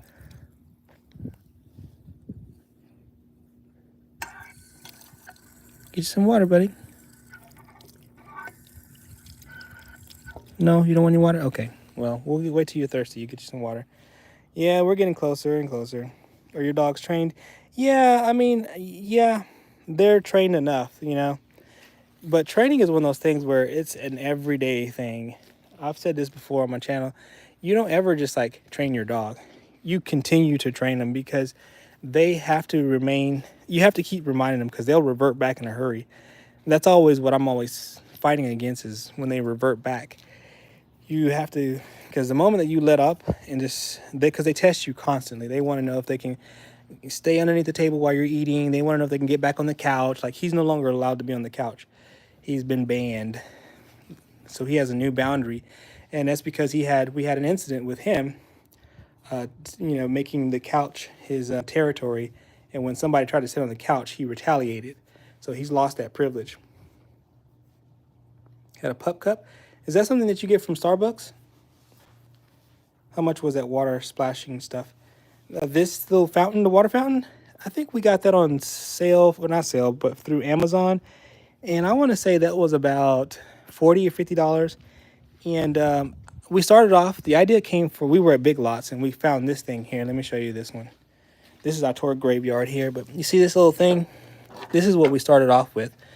And, this is the same thing. It's got a weird little, input right there for the water, and it comes out at the top and they step on it, right? But this thing is so cheap and flimsy. I mean, you know what I'm saying? It was just so cheap, and we couldn't find a part to match that with the water hose. So that was like a bust. And then I was like, but I like the idea. So I went into Amazon and found this thing. And this thing right here is solid. It's absolutely solid. This is it's metal. I mean, you can't bend this guy. And the same mechanism, still got a spring, whatever. And everything's metal. This is metal piping. This is like the piping that you use on your toilet. It fits on the water hose appropriately. So this thing right here is legit. And the water comes out when with not much pressure. So, but this thing here is about $30-$40 on Amazon. I don't know what it's called, but I mean, I can show you the package later. I think I still have it at the house. But if they ever figure that out, I love it because, again, it's fresh water. It's coming right out of the faucet. And I have a water softener, too. And that's soft water coming out of that spigot. Not that my dogs care about having soft water. Probably it's better for them not even to have soft water. But, a nice little convenience for them.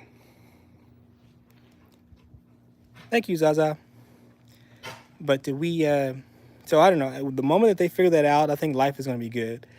And, they can always have water no matter what. That was always been my thing. When your dogs, especially these big dogs, they can dehydrate quick, especially out here in Texas where it's so hot and dry. They need water. And this guy drinks a ton of water, tons and tons of water. So I've always had a bowl here. I've got a bowl over there, and then they can go in the doggy door. We have like 3 different water bowls inside the house, big, large, 4 or 5 gallon water things, So we make sure that they have water to stay hydrated. And look at you sunbathing, boy. Look at him. But this, I like this better because you get fresh water at any time. The problem is there's a little bit of a hurdle with them learning how to use it.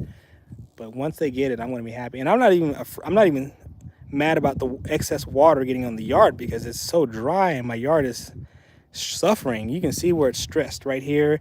It's good there, but it's stressed here. A little extra water on the lawn. Hey, doesn't bother me, man. Go right ahead. Now, soft water is probably not the best thing for your grass, but you know what I'm saying. A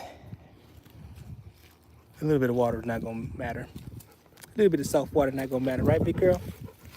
Yeah, come in the shade. It's so hot, y'all, that even though they were swimming earlier, they are dry. They are fully dry right now. fully, completely dry. That's how warm it is here in Texas. And she was fully submerged, y'all. Fully submerged. Like literally, how long have I been on this live stream? For about an hour. So they were in the pool like 20 minutes ago and they're fully dry now. It's crazy how hot it is out here. All right, G-Man, you have fun with those dogs, man. Enjoy. And thanks for hanging out with us too. Did you ever give them fresh meat? Zaza, yes. So I don't know if you remember, were you on when Paul made the suggestion that I find a local butcher and see if they have any scraps left over? I did in fact find a butcher. We have one within, I don't know, 15-20 minute drive from here. And they have, on Mondays is where they do all their cutting. And they have two big vats full of scraps. A lot of it has muscle still attached to it. So now my routine is to go on Mondays.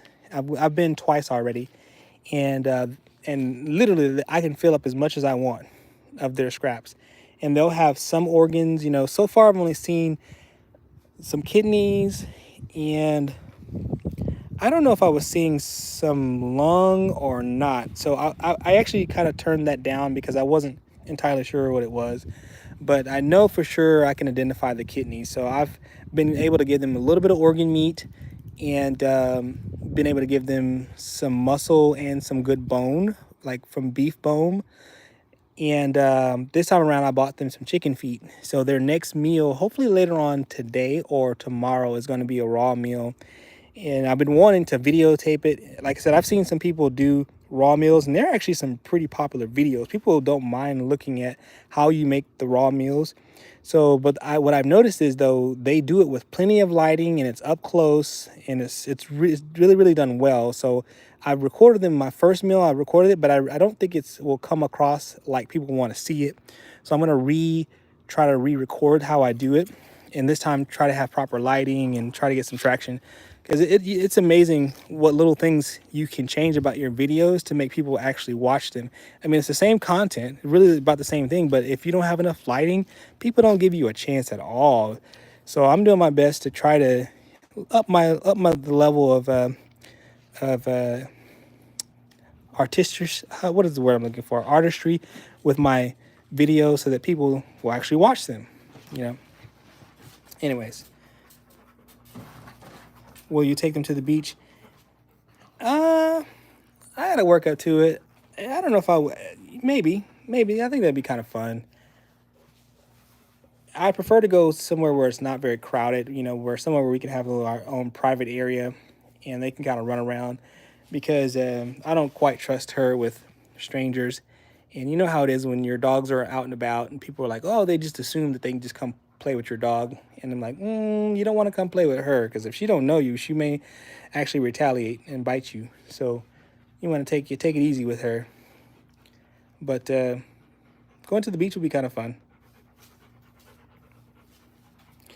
But I will say this. Let me go on a little bit of a tangent. So when we first got Storm and Creed, we got them all vaccinated, right? We took them in and we did all the proper vaccine that they recommend, and we had a great time. Not a great time, but you know what I mean. We were pretty adamant of making sure that our dogs were vaccinated. And then that was before we let them go out a lot. We didn't take them out a whole lot. Maybe we took them to the dog park once or twice when they were 4 months or whatever, when they were almost done with their vaccines. But we tried our best to keep them safe. But anyway, we fully vaccinated our dogs, and we decided to go take them on a little quick vacation. We went to this town called Wimberley. I don't know if y'all have heard of Wimberley, but it's a really cool little town outside of, right outside of Austin area. And really nice because, again, you got this dry Texas area, and then Wimberley has this river that runs along through the town, and it has these massive sequoia-like looking trees. I don't think they're sequoias. Maybe they're bald cypresses or something like that. They're big, massive trees, and they create this canopy, and it's just a little oasis, right?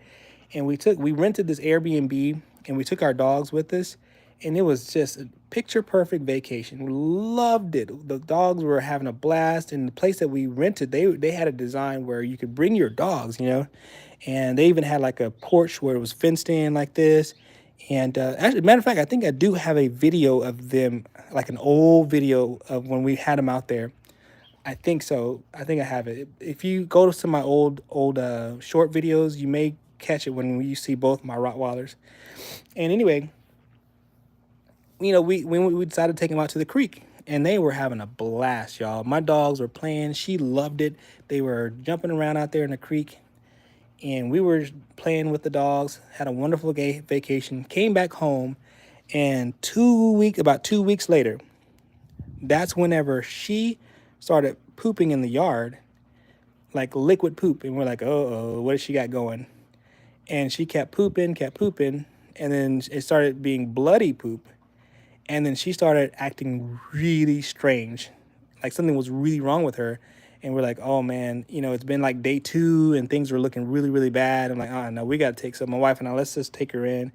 And this was during the COVID period, right? So we took her in, and of course we were kind of Googling the symptoms, like what could be going on. And we get to the vet, and they were like, stay in your car. We're going to come do some tests on her. So they came out, did the test, and they went back into the nurse went back into the vet office. And then like 15 minutes later, she came out in full hazmat type gear. Like she was in full gown gear, right? Gloves, gown, face mask, whatever.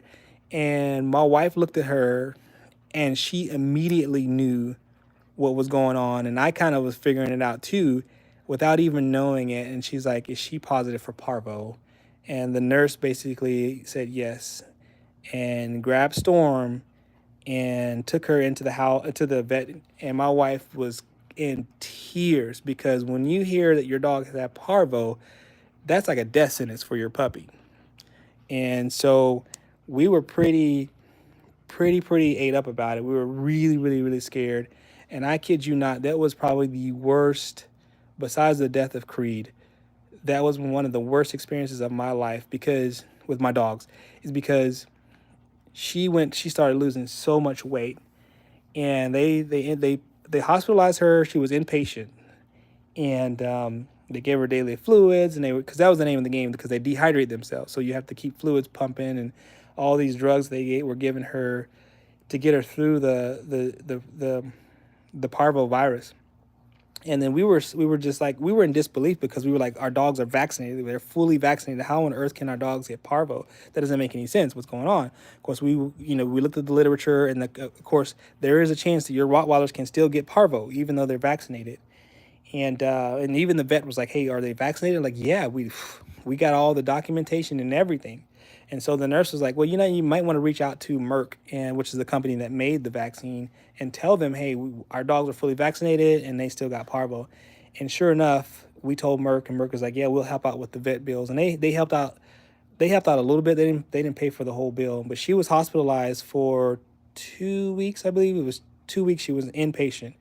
And I remember they allowed us to come visit her at about a week and a half or so. And it was a daily thing. They'll call you, our vet, hospital will call us every day to let us know how much money, how deep we are in debt, with each day that goes by.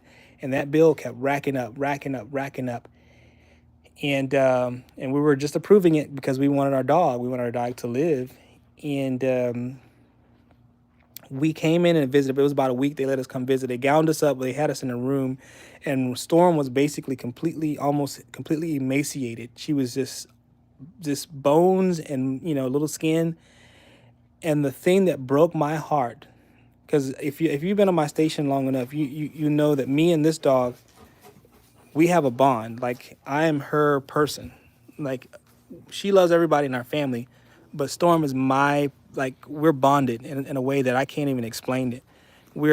She sleeps on my side of the bed. She's always got her eyes fixated on me. It's just her and I from the beginning. She chose me, right?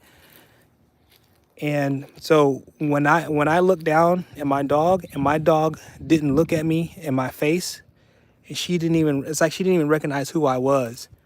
Y'all, that's when it hit me hard. Because my girl, when she didn't recognize me, or she didn't know, Rain, no sir, Rain. All right, he's gonna have to get Rain back over here, buddy. He wants to play. Come here, Rain. Come here.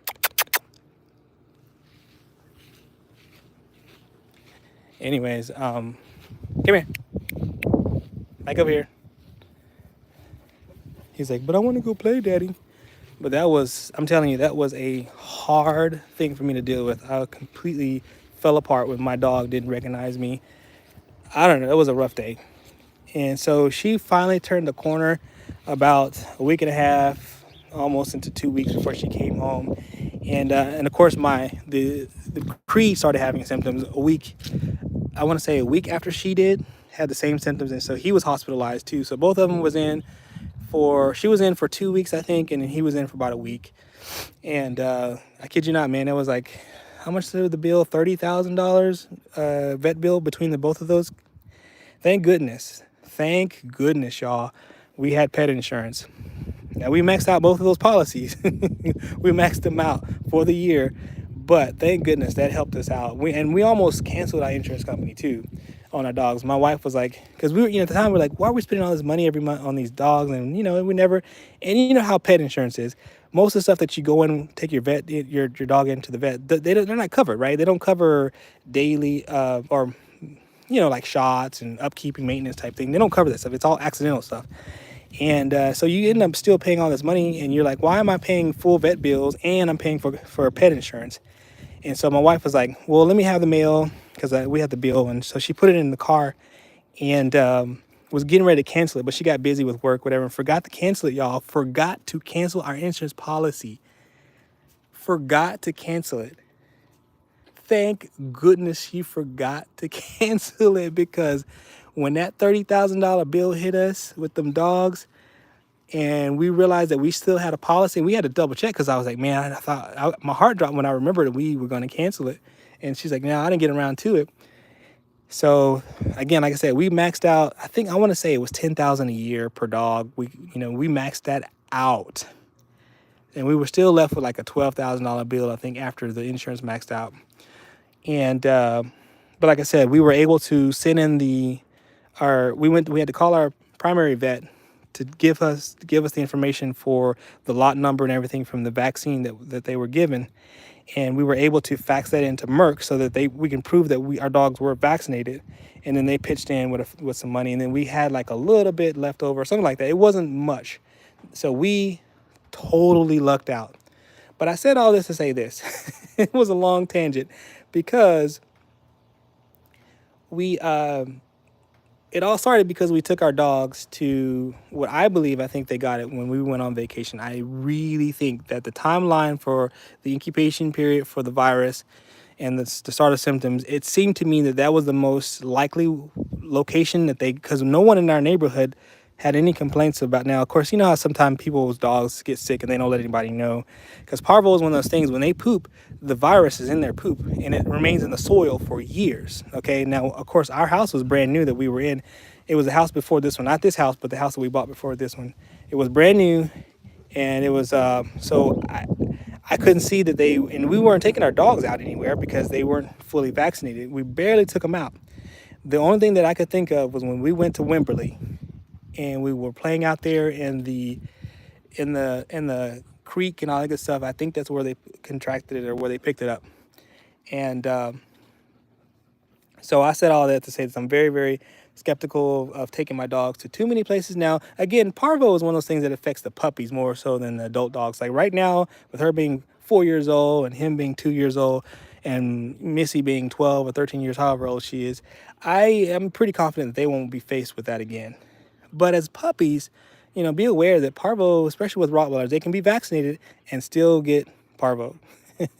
So I don't know if that's a helpful warning or if that's one of the things that you have to be aware of, but just be aware if your dog is pooping blood or just pooping and not thriving, and just buckle in, because it may be a long ride if you can afford it. So thank goodness we could afford it, and thank goodness we had the pet insurance to cover it, because I don't know, $32,000 for both of our dogs would have been hard out of pocket. Now, you love your dogs, but not everybody can stomach that kind of bill, can't afford that. So just FYI, word of caution. Now, I said a lot of stuff, and I got a few comments. Beautiful Corso, thank you. Fall time, all time. You have a Roddy too. Yes, I do. Yes, let's see that fancy pool So fall time, if you missed the beginning of our stream, I was in here. It's so hot here in Texas, but I was in here and I invited the dogs to come in at the last 10, 15 minutes, and we had a blast. The Corso, even, he never swims, y'all. And I was trying to predict on camera. I was like, look, what's going to happen is the Rottweiler, where'd she go? Where'd she go? Did y'all see where she went at? She went over here. Where'd she go? Oh, she's inside the shop. I was like, the Rottweiler is gonna be, she's gonna swim all around, and she'll follow me with those claws, and then the Cane Corso, he's gonna stay there on the ledge, and not swim. And I kid you not, she was having so much fun swimming around in the pool that he got jealous, and that dude started swimming around in circles. I'm like, that was the first time I ever seen him ever do this, y'all. And so it was so much fun to watch him swim with Storm. So if you have time, I'm gonna upload this stream when I finish, and it usually takes about a couple hours, maybe tonight when you're not doing anything. Go back and watch that. It was amazing. It was so much fun to watch them. It was like history in the making to watch the Cane Corso swim. And anyway, it was fun. Always beware of where they go, no matter the age. I have to agree with you. That is wise wisdom. Be careful where you take your dogs, and even if they're fully vaccinated. I think and from our point of view, we were just taking our dogs with us on vacation at that time. It wasn't, and we thought, and we were like, oh, our dogs are vaccinated. It's going to be okay. We did not foresee what was going to be coming down, what was going to be coming down the line with that parvo infection. How beautiful, dog. I want one. Yeah, cowgirl, get you one. As long as you're ready to handle the responsibility of a dog like this. Are you communist? What? USSR is asking if I'm communist. No, dude, I'm military, yo. United States. Hello, what's up, Quenisha? McDuffie, how are you? Everybody want to have fun. Yes, they do. No, yeah, they're okay. I don't know if you heard that long story I just told about her and her brother having parvo, and they were hospitalized she was hospitalized for a week and a half, I believe, and then her brother was hospitalized for a week. Can you give me a shout out? Aiden King, I can. Some dogs are beautiful. Thank you. I did hear it. Yeah. So fall, that was a roller coaster of a ride. And like I said, we lucked out in so many ways by not canceling our insurance. And I have USAA, and USAA has a parent company, or not a parent company, but a sub company named Embrace. And that was the company that our dogs are insured under, is Embrace. So we did ourselves a solid by not canceling that insurance and using that insurance to help with that bill. Now, like I said, we didn't max out the policy for the year, so it didn't take care of the entire bill. But my goodness, $20,000 is a nice head start. You know what I mean? Thanks, Aiden, for subscribing. I appreciate that. I'm playing with my dog's snake squeezer toy outside my backyard. They're so cute. Oh, I wish I could see that, G-Man. See, that's the thing. I really wish that I could interact with people a little more directly on live. I mean, I'm glad to be able to talk to you guys, but you know how I am. I'll start talking and I'll miss a comment here and there. All right, hey Thomas, thanks for hanging out with me, man. Yeah, hopefully I'll come on tomorrow morning. That's my goal. Tomorrow I'm resting so I can be ready for my PT test on Monday. So I'm not gonna be, out and about running for miles or whatever. I'm gonna do some sit-ups and push-ups tonight and call it quits and be ready for Monday morning. But thanks again, Aiden, for your subscription, man. I appreciate that. Oh, I bet it was. I imagine the fear you felt, and $20,000 is insane. Might as well have a kid. No, dude, I'm telling you, in fall, that $20,000 was just what the insurance policy reimbursed me for. That's not the total bill. The bill was like $32,000. So we just maxed out the policy, $10,000 per dog. And so we still, because like I said, she was in the hospital a little bit longer than her brother was, so her bill was more expensive. But we were able to finagle the rest of it with not finagle, but you know what I'm saying. We asked Merck to reimburse, because again they have to stand by their product. Well, they don't have to, but they did. They stood behind their vaccine, we proved to them that they were vaccinated with Parvo vaccine and it didn't work. So they contributed a little bit. We still were left with a little bit on the back end, but it worked out the best way possible financially that I could think of, if you know what I mean. So very, very, very, very blessed. You're in training? No. I'm not in training anymore, but I have to take a physical fitness test every year for the military. They're rolling around in the grass. Yeah, 32,000. My God, I'm glad that they got it. Yes. It was 32,000 because it was impatient. It wasn't like they were, took them into the vet and they gave them medicine. And they brought them home. They were in overnight because of they had IVs in them for hydration. Because that's the thing. I think with Parvo, basically they poop themselves so they dehydrate and die as puppies. So in patients, they're there to give them their, anti-nausea medicine, their whatever means of nutrition that they were giving them. Like it's been so long that I forgot. And even when we brought them home, we had like a regimen of medication that we had to give them on the every 6 hours, every day. We had to keep them on certain medication. You know what I'm saying? So it was a long, drawn out process. We were committed because we loved our Rottweilers. We loved them to pieces, and I'm so glad that she survived. I'm glad that her brother survived as long as he did. Now, if you've been on long enough, or about the story with Creed, how we lost him, that was a tragedy. But he did survive Parvo, and unfortunately, we lost him to a collar accident. So that's why you see my dogs every time I'm on. You never see them with collars on when we're at home chilling around, because the collars are a gift and they are a curse. They are a gift and they are a curse. So we use them whenever we're out and about. We use them when we're exercising. We use them when we're socializing. But when we're at home and it's playtime, no collars at home. None whatsoever. Zero, zilch. No collars. Girl, why are you coming out here where it's so hot? Because of these lizards? Can we go over here in the shade? Good gracious, this dog. No collars, guys. When we were at home, we lost, and he was a pretty boy too, man. I'm telling you, that male Rottweiler, like y'all know how much I love my Storm. I love her to pieces. She my dog, I know that. But Creed, boy, let me tell you how Creed was. Boy, let me tell you how Creed was. Creed was a quintessential Rottweiler. Had that face. He had that German, wide-bodied face.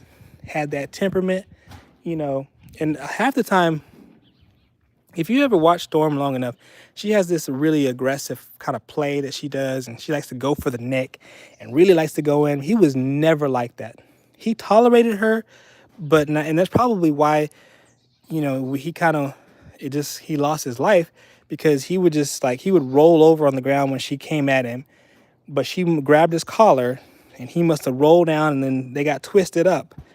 And I wasn't even here. I wasn't here when it happened. My son was here because he was kind of going to college or whatever he was doing online. And anyways, and by the time he came out to check on the dogs, she was so, that collar was so tight around his neck, in her teeth, y'all, stuck in his teeth. And he couldn't, and the latch was one of those pinch release latch. It was impacted with sand, and so he couldn't unlatch it. And so he called me. He was frantic, and I'm at work saying, "Oh my God, save my dog, save my dog!" And he went and found the branch clippers and cut through the collar. By the time he had done that, though, it was too late. So we lost him. But you talking about pain? Oh man, that we lost. The world lost a good dog that day, and she survived him. But, and I don't want to blame her. I never really blamed her. If anything, it was my fault. At the end of the day, it was my fault. I should have saw the signs, and I should have paid attention. But no one tells you that you can't have your collars on your dogs. Like, no one says that, oh, look, she found a lizard. No one says that you should take that out. That's not something that I ever heard of. So it didn't even occur to me that I shouldn't have collars on my dogs when they're playing around outside. So, but that hurt me, man. That hurt me to my heart. Hurt me to my heart, man. Yeah, Jenny, that hurt. That hurt, Fall. I appreciate that. I appreciate it. You know, we're recovering. You know, like I said, it's been over a year now since he's been gone. More to like 2 years, I guess. Because we got Rain. Where'd he go? Where's Rain at? We got him. You know, several months after we lost Creed, and so you know, so he's been gone for a while, but it still hurts to this day. It still hurts. Such a beautiful dog. You know, I'm grateful to have Storm. I'm grateful that she's still with us, and we love her. We treat her, you know, because again, it's not her fault, guys. Because you know that is just her personality. I know a lot of people criticize like you should be, you know, and I did. I tried my earnest to kind of if you I actually have a video. If you go back to some of my shorts, I have a video when she was a puppy, her and her brother, and you can see that same energy where she's really just kind of like, oh, she wants to play, really wants to tell him off, really wants to show dominance, whatever. And I would just correct. You know, I would, you know, squirt him. I would, you know, yell at her, I'd push her away and make her, and she'll stop. And then she go right back. She'll stop and she go right back. But that is her. And I tried and I couldn't do it. And I just assumed that, you know, they would eventually just kind of work together and kind of get past it or whatever, maybe just, you know, grow up together or grow out of it, one of those things. And as you can see, you know, she's always been that way. Even whenever her and Rain get the plan, it's the same stuff, same stuff. Now, the reason why, and that's one of the deciding factors in getting him, because I felt like if I got a bigger dog that can handle all that, it's less likely that she could, you know, be too rough with him and not hurt him. And so it's worked out well, you know, with him being, you know, bigger and can take a lot. He can take a lot, y'all. Now, do I allow her to just rip into my dog? Absolutely not. You know, that's what that's for. You know, whenever they start kicking up, when she starts getting aggressive and wants to pull on his neck and bite on his neck too much, I squirt her and it stops a lot of that. So I still correct her even today. But in her mind, she's just being herself, y'all. She's just being herself. And he's been doing well. He's taking it. No, I appreciate y'all for saying that. I appreciate that. But I mean, I will never blame my dog for that because, you know, they really rely on us to protect them. So I do feel like I let him down, but, you know, I appreciate that. Yeah, yeah. For identification, you need the collars for that. You know. Yeah, no, yeah. The hole never goes away. You know, fall time, it never goes away. You know, even with having a Conde Corso, which I appreciate having him, I love him to pieces. But Creed and here's another thing that really got me too was Creed was my daughter's love. My daughter felt like that was hers. You know, like how Storm chose me, my daughter felt like Creed. So it broke my heart for my daughter too to have lost him. You know, because she was going through her teenage phase, whatever, and so that loss of a relationship at that age can be a hard thing. You know what I'm saying? So I'm proud of her for, you know, getting through that period in time. You know, and it was just rough for our family. It was really rough.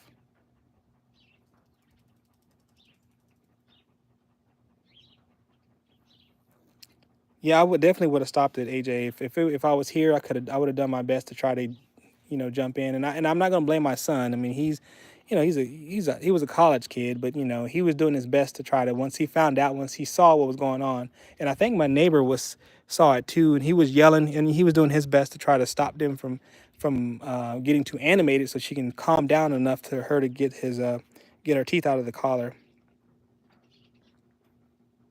Exactly. That's like a make or break for a teen. They already feel so many things. That's exactly right. So I don't know. Maybe she just was resilient enough to get past it. But you know, for me, I cried for at least a day straight. I mean, I always talk about that time when we tried to go out to eat that night to get some food because we hadn't had any food, and the waitress is trying to get me to order, and I'm just crying. I am bawling at the table. I'm a full grown man. My kids, my wife is sitting there, and I am just bawling. And she's like, "What do you, sir? What can I get for you?" And I'm just like crying. You know, you would have thought I had lost, you know, my child. I guess I did lose a child, but you know what I mean? It was rough, y'all. It was rough. Yeah, yeah. Good. I'm glad you're back, G-Man. So, hello, I live in Osaka City, Japan. The Osaka World Expo will be held in Osaka from Sunday, Saturday the 13th next year. Please come by All means. Oh, awesome. I don't know how you're saying your name because I don't read I think it's Japanese, but thank you for coming in. I appreciate that. You're making eggs and you're going back outside and then wants to be on the street. All right, all right, all right. On the stream. G964A, what's going on?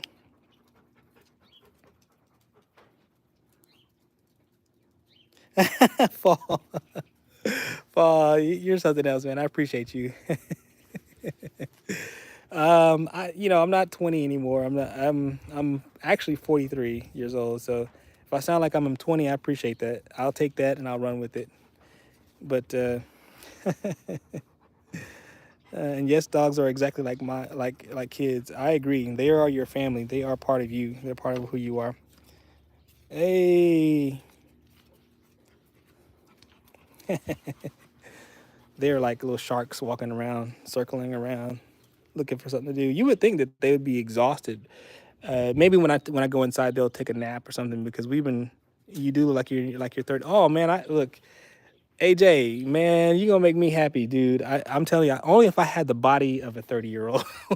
Let me, if you're not 30, if you're a young dude, or if you're a young lady, let me just put a bug in your ear. Please cherish your 20s and your teen years. And what I mean is take advantage of it because here's the deal. Your ability to recover is way better than when you are in your 40s. And the healthy habits that you establish in your 20s, they kind of go with you in your 40s as long as you don't just like completely let it all go. So I highly recommend that you take advantage of this period of time where if you like to work out, like see me over here, I got all my weights and stuff. This is me trying to recuperate all the years of me not doing what I'm supposed to do. You see, I got a treadmill here, I got my rower here, I got my weights and stuff like that. This is me trying to get back some of the youth that I lost. You know what I mean?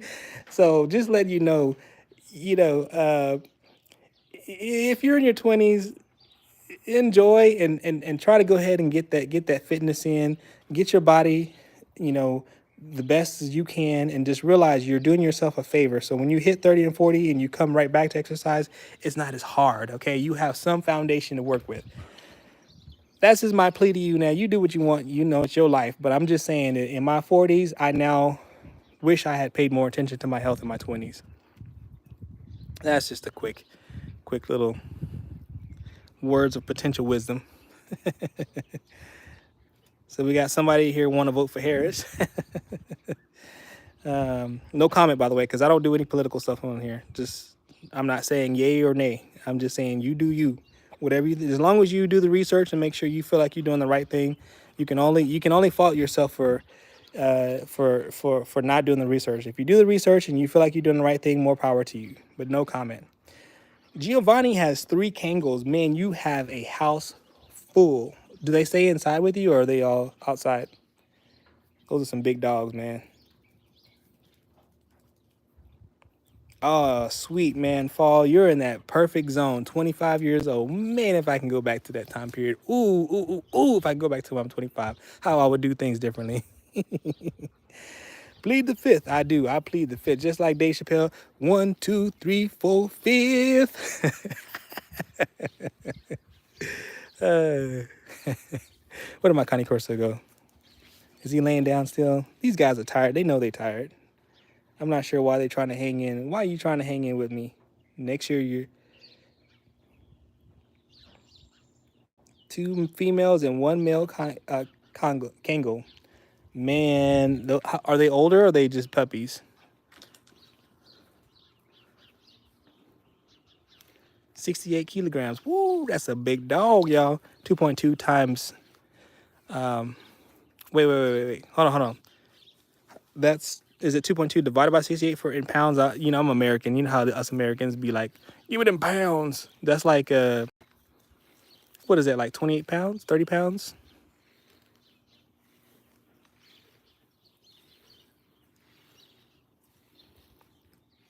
Yeah, AJ, Kangols are big dogs. I'm not sure if they're probably big or as big as Connie Corso. So that's why I'm saying females 53 kilograms. What is that in pounds?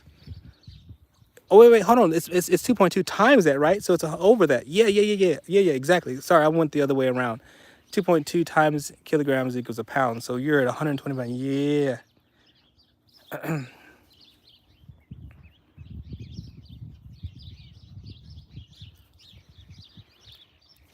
Yeah. I don't. Mental math, public math, and public mental math are not my strongest suits, guys. I'm a pretty smart guy. I think I'm a pretty smart guy. But when it comes to mental math, you might as well call my daughter find a fifth grader because they may be better than I am when it comes to mental math. Oh, Giovanni, you don't speak English. I'm sorry. So, Giovanni, do you speak Spanish? I can probably say some things in Spanish. ¿Puedes hablar en español? O solamente en inglés? Or no, not inglés, pero that's as far as I can go, man. Maybe Spanish and English. I mean, because I'm not even a native Spanish speaker, but I can try to. If you speak Spanish, I may be able to say a few more things better, where we can understand each other. I need a pencil and some paper. I know, that's what I'm saying. Give me a calculator, man. 116 pounds, female. Ooh. Okay, Italian only. Sorry. Okay, Giovanni, I don't know enough Italian, so I'm sorry. I mean, do you know enough? I mean, I know Italian and Spanish is kind of close. So if I say something in Spanish, ¿puedes entender cuando hablando en español más que inglés o no?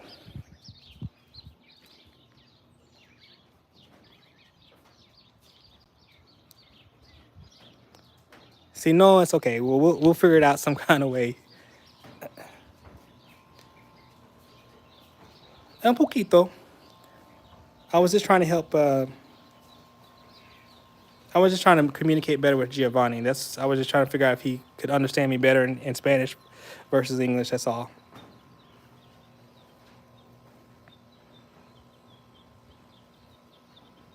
Or if you wouldn't mind, if somebody could translate between us, Italian and English, maybe we could have a better conversation that way. There's like 142 people in here. If anyone knows Italian and can help me out with Giovanni, we could have a better conversation. But like I said, my limitations is only English, and I'm not even quite fluent in Spanish. So that's about as far as I can go with languages.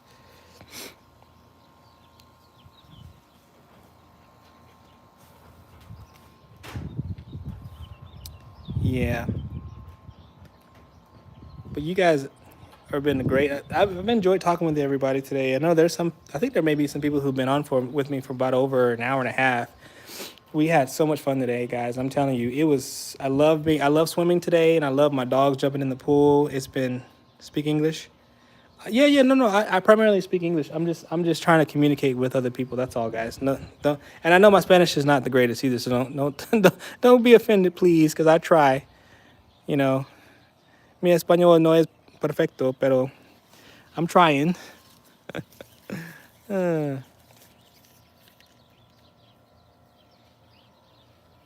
Like for you, Storm. Thank you for the like. Thank you, Giovanni. Grazie. I think it's grazie, right? Grazie.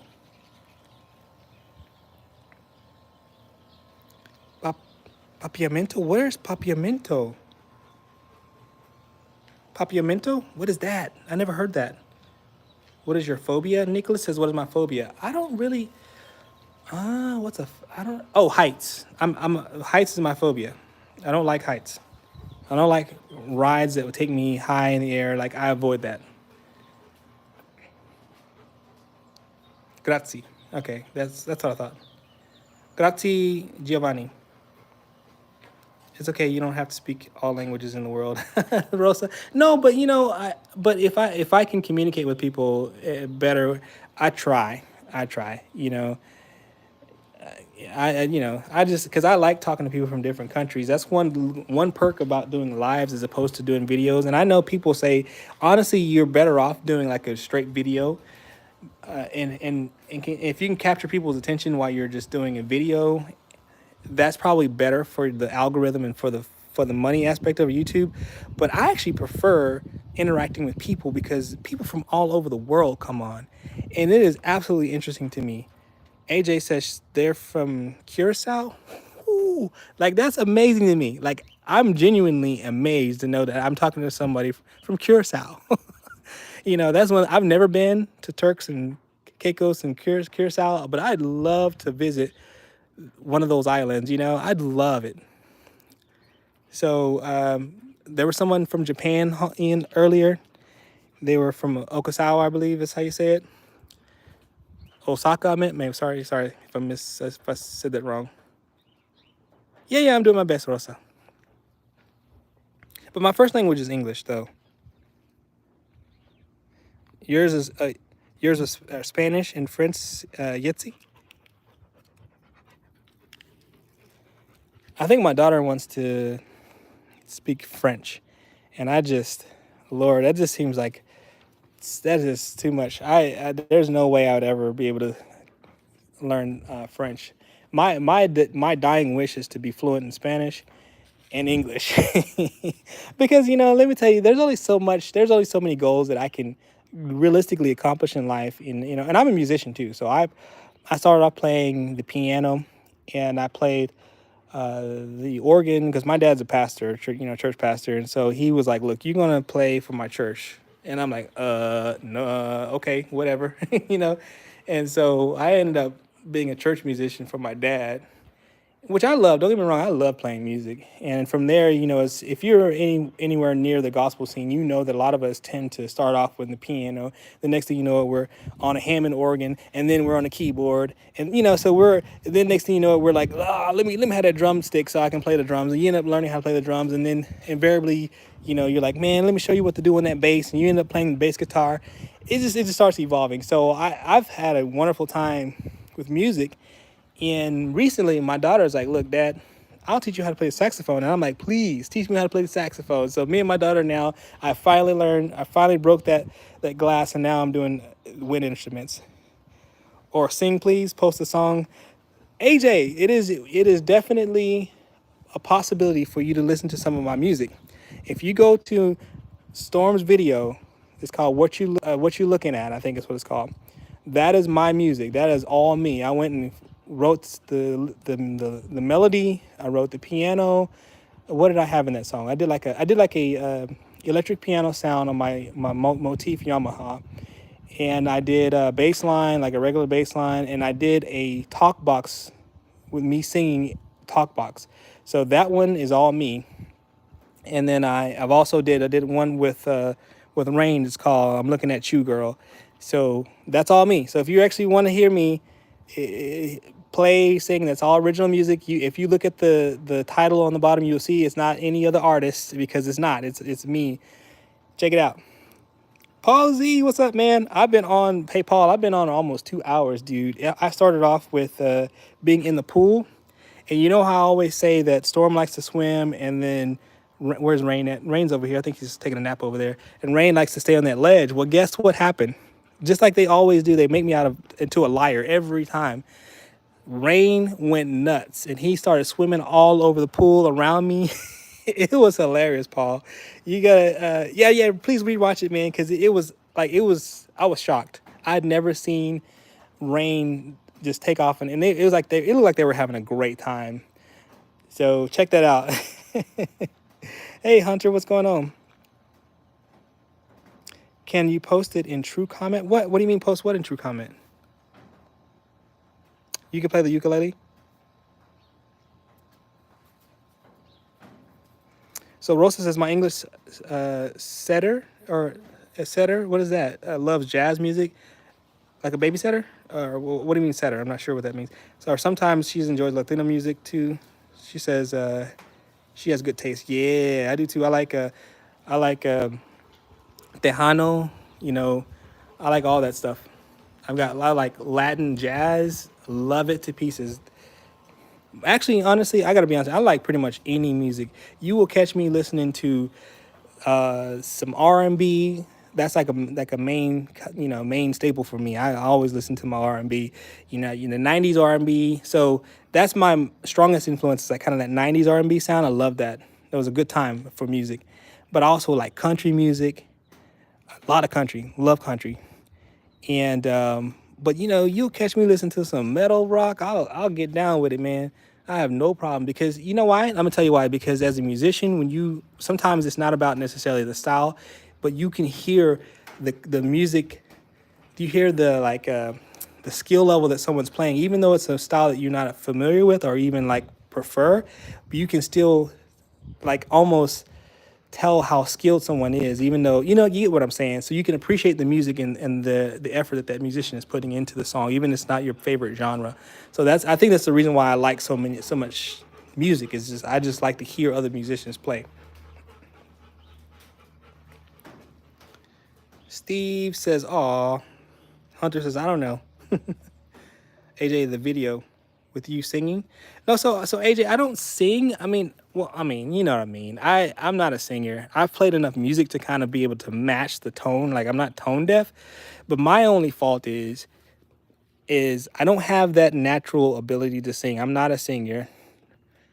And I have a very limited range. Like I can't sing high notes to save my life. And that's what so when my wife and I do karaoke, for instance, I always choose the very, very low, you know, baby lock them doors and turn the lights down low.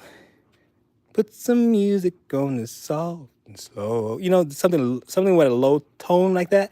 I can do that. But you know, you start getting into some of those high notes. Oh man, I start doing falsetto and it sounds terrible half the time. So karaoke is always fun with us because I sound so bad. Did you make the music for Ozzy's mom? Her theme music at the end of the video? Oh no, no, you know what? I told her. Yeah, yeah, I know what you mean, Paul. I told her that I have. I can actually do that kind of stuff because when you listen to that music, and I've listened to her theme song a lot, and so I use, you know, I'm pretty proficient in Pro Tools. Pro Tools has a lot of clips and things like that where you can kind of almost mix and match a lot of tunes. There is some music creativity involved there, but I could have recreated that. And I told her, and I actually have done that. So I'm trying to think of what song that do you remember Missy's song that I did with her? That was primarily, I want to say I did two songs where I did something, and it kind of, it wasn't quite like hers. You know, obviously her theme music is a long 2 or 3 minute song, whatever. So I'm not doing things like that, but I possibly could. It would take me, may take me a little bit of time to do it, but I could easily do that. And and the nice thing about being able to do your own music, you don't have to pay for it. You don't have to pay. It's just a time commitment. I'm always pushed up against time. So, and then my voice cracks. Yeah. I used to, but puberty hit. Yeah, yeah. You know what I'm talking about, AJ. So, but yeah, I love that kind of stuff. Man, I'm telling you, Paul, when I retire, there is not there's not going to be a long enough list of things that I want to get done. I'm going to have a blast. I have all these instruments that I play and all these things that I want to learn how to play better and all the music that I want to create. It's going to be great. Yeah, AJ, man, I love karaoke too. My wife and I both, we sing a couple songs together, and I don't know, I like I said, we like country. Well, I like to do karaoke with country, some R&B, but mainly country songs. That's why I think I like country so much. You know, there's usually not a lot of profanity in it, you know, which I appreciate. And my wife is the same way. You know, we're kind of on the same vein when it comes to like too much profanity. Like, and I'm actually a little more expressive than she is, but when it comes to singing, I really prefer not to sing a bunch of bad words, and you know what I mean. So country is just like a great genre to do karaoke with. Plus, you want to be a Rottweiler breeder, and you want to. That's right, man. That's exactly right. I'm telling you, my retirement is gonna be full. Like I'm gonna have a blast. Listen to Tipsy. What do you mean, like you talking about the country song that everybody in the club getting tipsy? That song that was started off as an R&B song, and now it's a country song that everybody listen to. Yeah, you gotta understand, AJ. I was, how old was I? I was in my 20s whenever that song first came out, it was like, because I remember, let me tell you how I remember that song. Because I was like, are they saying everybody in the club's eating chips? Because it sounded like everybody in the club eating chips. Everybody in the club eating chips. Everybody in the club eating chips. I was like, what are they talking about? Everybody in the club eating chips. But he's saying, everybody in the club getting tipsy. You know, that's the oh man, now it's a country song. Everybody in the club getting tipsy. Oh man, life is fun. My blue nose decided today is our lazy day, and we're just chilling on the balcony. Yeah, Justin Parker. I want to say I went to school with a Justin Parker. Did you happen to go to school in San Angelo by chance? AJ says rap. Oh, Rosa, I completely missed that in English setter. Okay, I'm thinking languages because Rosa, we were talking about languages earlier. So I don't even know if you're still here, but I missed that. My bad. Isn't the famous English setter breed in USA? Here in Italy, there's a very popular English setter. English pit bull, like the English bulldog. That's something that's pretty popular here. Paul, are you familiar with the English setter? I'm struggling here. See, this is where I think my wife kind of shines better than I do. You know, though maybe she can come on a little later, but she tends to know the breeds a lot better than I do. I'm one of those kind of like tunnel vision kind of guy. I get fixated on one thing and tend to focus on that. So that is one downside, you know. And I even was hoping to have my okay. So you're not familiar either English setter, and I wish I could just quickly see this again. This is where I wish that I could have people jump on and show me pictures and show me a little bit of video what they're talking about, because I think that would be so cool to interact, visually with you guys instead of just text back and forth. Hey, what's going on, 12th man? I hadn't seen you in a while. Looks like a hound. Oh, okay. Akash, Varma, what's going on? Is a hunter dog like a spag now? How do you say that? But bigger? What am I saying wrong? Am I saying this? Oh, how do you say that, y'all? Rosa's throwing out a couple things, and I'm trying to follow here. Went on vacation to Washington State. Oh, okay, 12th man. That's what's up. So yeah, guys, if y'all wondering why my dogs are completely just kind of laid out. So first of all, we did a mile and a half on the golf cart, and with them running, of course. And then they swam with me earlier in the show. So we were in the pool, had a great time out there, and then they played, and now they're just like chilling out. I think she's trying to say that the breed looks like a cocker spaniel, but bigger spaniel. Okay, I got you. Spaniel. Justin Parker, it's like the German Shepherd. The German and American breed look different, but the same breed. German versus the American Shepherd. Very cool. Yeah, it would be so much easier if I could just see a picture of him. Yeah. No. I appreciate everybody for chiming in because, and again, I wish my wife was on because I think she would have a better. She's a little bit more versed when it comes to different breeds. Because let me tell you a little bit about my wife, how she knows. So when she was in high school, I believe, and I'm hoping I'm telling the story right. If I get the details wrong, she can come on and correct me. But what happened was, I think she was, her dad was military, and he was like, listen, I'll buy you a dog, but what you need to do is you need to do the research. You got to you got to find out the kind of dogs that are out there that are available, and you need to basically put a list of why this is a good dog for us to buy. And so she did like this whole research project on dog breeds in high school, okay? And so when she was done with her research, she's like, okay, well, this is the dog that we should have, and this is the dog that I want. And she, of course, she studied a bunch of breeds, and she came up with a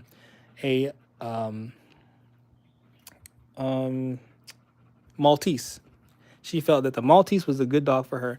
And so her dad was like, all right. And so they found a dog. I think he was stationed in San Antonio back when that happened. And so he's like, well, he came through on his promise. He's like, look, if you do the research, I'll buy the dog. And so he bought her a Maltese. And so she grew up learning about dogs in high school. And ever since, she's kind of had a nice special love. Now she's been busy with her job, y'all. I'm telling you, if you have any friends or family or in education field yourself, just know that is a tough job, y'all. A tough job. But so she's been kind of wrapped up with her education, not education, but teaching and being an administrator. But she does have a intense love for dogs and the breeds, and so she brings a lot to the table. But let me see what we're talking about here. Yes, I'm trying to. Okay, next time you have to run half a mile with them.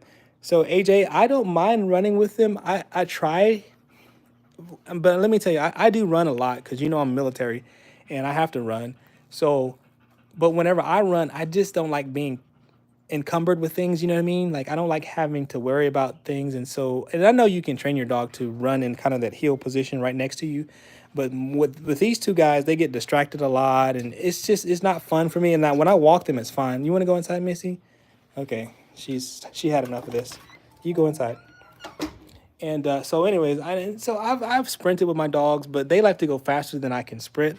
So that's why that golf cart or that UTV has been perfect for them, because they can run as fast as they want to, and it's no sweat out from no sweat from my brow. You know what I mean? So I've enjoyed that. I always wanted to know, are you a doctor in medical field? I think Ozzy's owner is a doctor. Yeah, man, I'm gonna tell you. So whatever she is, that's what I am. We both the same. As a matter of fact, Paul, just to know a little bit about me and her, she was my educator. So I came here for a specific training, and she taught me. So I have a lot of respect for her because of that. She was a wonderful teacher, and now we work together in the same field, medical field, of course, and we work together really, really well. So I'm really lucky to have her as a coworker and a friend. So that's just the kind of feeling the details there. Were you ever afraid of putting the big dogs with the little dogs, and what made you think she was a good idea? So yeah, it's funny that you mentioned that 12th man, because I kind of talked a little bit about that earlier, how we introduced the big dogs to each other and to Missy, because we've had Missy we had her for over 12 or so years, and so every time we bring it home a new dog, what we do is we start off with introducing them not on home territory. So we introduced Storm and Creed, which was her brother. She looks at me every time I say her name. But we introduced them, and of course we didn't live at this house. We lived at another house, and we went up the street when we brought them home, and then we all kind of introduced. And at that time, it's funny. Missy, y'all, was the same size or a little bit taller than Storm and Creed. And so Missy was kind of like their mama for a minute there. And that's the reason why I think she still has a lot of respect for Missy, because Missy basically helped raise her, okay? And we brought Storm and Creed home pretty early. I think my wife was saying 6 weeks from the time that we brought her, like from the breeder. 6 weeks after birth, she came home. Now, I know that the recommendation is to be like, 8 weeks or more, just so that they have that interaction with their mother. But I think the breeder had to do something and was needed to go out of town or something like that. There was some reason why we had to bring her home a little bit sooner. And so anyway, so she was 6 weeks. We brought her home. We had our meet and greet away from the house. Then we all three walked home together as a kind of like it's like we brought them home, and that worked out beautifully. And we made sure they had their space. We also treated Missy like she was the alpha first, and let her eat first, let her go out the door first, everything. And then we had a little small doggy door that was Missy's doggy door, not theirs. So we discouraged them going in. So if you go back to some of my older videos, you will see where I had both Storm and Rain, and I have one video when they're on the back porch. And they're little puppies, little cute things. Oh my God, they were so cute. And they were trying to go into Missy's doggy door. Now, Missy's doggy door was like a quarter of this doggy door, right? And they were trying their best to follow Missy in and out of the house. And we were like, nope, that's Missy's special door, So it was really, really cool. And then with him, it was the same thing. When we brought him home from Waylani's out of California, we actually all met. So Storm and Missy we took them down the road down here, and let me show you. Just dropped my t-shirt. We took them down the road down that way. Never mind, you get my point. And we met each other over there, and then we all three came home together. And so it worked out great. And then we just watched them, make sure they interacted and did well with each other.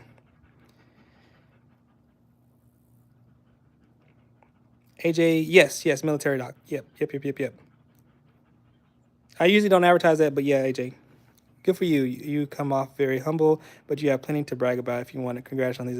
No, I appreciate you, Paul. No, I typically, I'm really happy of what I was able to accomplish. But when I do talk about that, I only want to talk about it in the context of inspiring somebody and, like family members that ever want to do something like this. Because I know it's a hard journey. It's not an easy process. And it is debatable whether or not it's worth it financially. And some people say it's not, especially in the military realm. It's like, all right, why go through so much to just be in the military? But, I think there is a little bit of a special calling when it comes to being in the military. It's a little bit of a special calling to do what we do for a living. But I only talk about it I try my best. Now, don't get me wrong. I do feel kind of proud of what I achieved because it was not easy. I mean, the amount of years of education is required and the amount of hoops that you got to jump through just to begin to do this job, it's just almost ridiculous to some degree, but it's necessary because you don't want to entrust people's life, you have lives in your hands, and if you're not, good enough, and it's unfortunate that people can be harmed, so you got to know what you're doing. So I understand why the field is the way it is, but I don't use it to brag, you know what I mean? I just don't think it's I don't think that's helpful, but inspiring and trying to, and being helpful to people, because there's so many people who will say, hey, look, I want to go to this school, I want to go whatever. And I'm like, hey, listen, this is how my experience was. This is what I had to go through. So, and it's helpful because there were so many times in my education where I'm like, I wish I knew what level that I had to bring it. You know what I mean? Because you always have the like, it'll be all right. But when you think about what other people are doing to succeed, the amount of effort that they're putting, if you don't have that visibility, you will undercut it. I don't got to study that much. And then you watch, I remember going through my education, and there was one dude, he would go to so we'd get out of class, it'd be like 4 or 5 o'clock in the afternoon. Homeboy would get his food, he would go to the library, and he would just get into one of those cubicles. And I'd see him, and I'm like, okay, cool, he's studying, great. And then, of course, I'll be leaving, whatever time I leave, and then he's still there. And one day I'm like, look, I wonder how long is this dude staying? I found that this dude every day would go in at I'd say about 5 or 6. He go to that cubicle, and that dude did not leave till 12 midnight every single day. He was studying 6 hours a day. Now, what kind of information is this guy getting that I'm shortchanging myself? And I'm sitting here trying to figure out why I didn't make a 90 or I didn't do whatever. And I'm not realizing that it's requiring 6 hours of studying to master that. So you get my point, is that a lot of times it's a lack of just understanding to what level. Once you know, you can either do it or you don't. But at least you know what to do. At least you have access to that information. And so that's the biggest hurdle that I feel like the people that are serious about their education and they want to do something like go to medical school, veterinarian school, whatever their passion is, I'm letting them know, listen, you're competing with very, very, very motivated people that will spend hours, sometimes 6 hours a day to study that subject. So can you imagine how much you would know if you studied 6 hours a day for the last 3 weeks? Compare that to what you were doing, where you were just like, yeah, I read it over, I listened in class, and and then you make an 80 on the test, and you wonder why you didn't get into med school, or why you didn't get into veterinarian school, or why your GPA is a 3.3 and not a 3.9. You know what I mean? That perspective. Anyways, I'm hey, Tin, what's up? Can I keep her, or because I got no dog? Oh, I'm trying to get my dog. Did you have to go to war? You don't have to answer that if you don't want to. No, AJ, that's fine. So my career field is not it's not a front line one that you really need. Now, there's branches of what I do that involves blood banking, and so that's not my area. So I don't necessarily have to go for blood banking type stuff, but for the most part, my thing is more of a tissue-based cancer diagnosis type thing, and that's all mainly microscope kind of thing or screening type things. So, and that's really not really required on the battlefield. So, that's why I'm people say thank you for your service, and I'm like I appreciate them, but I don't feel like I'm really on the front lines. You know what I mean? So I tell them thank you, but I feel kind of like, well, there are more people that are definitely on the front lines, and I'm not one of those guys. So I'm humbled, but I'm not. You know what I mean?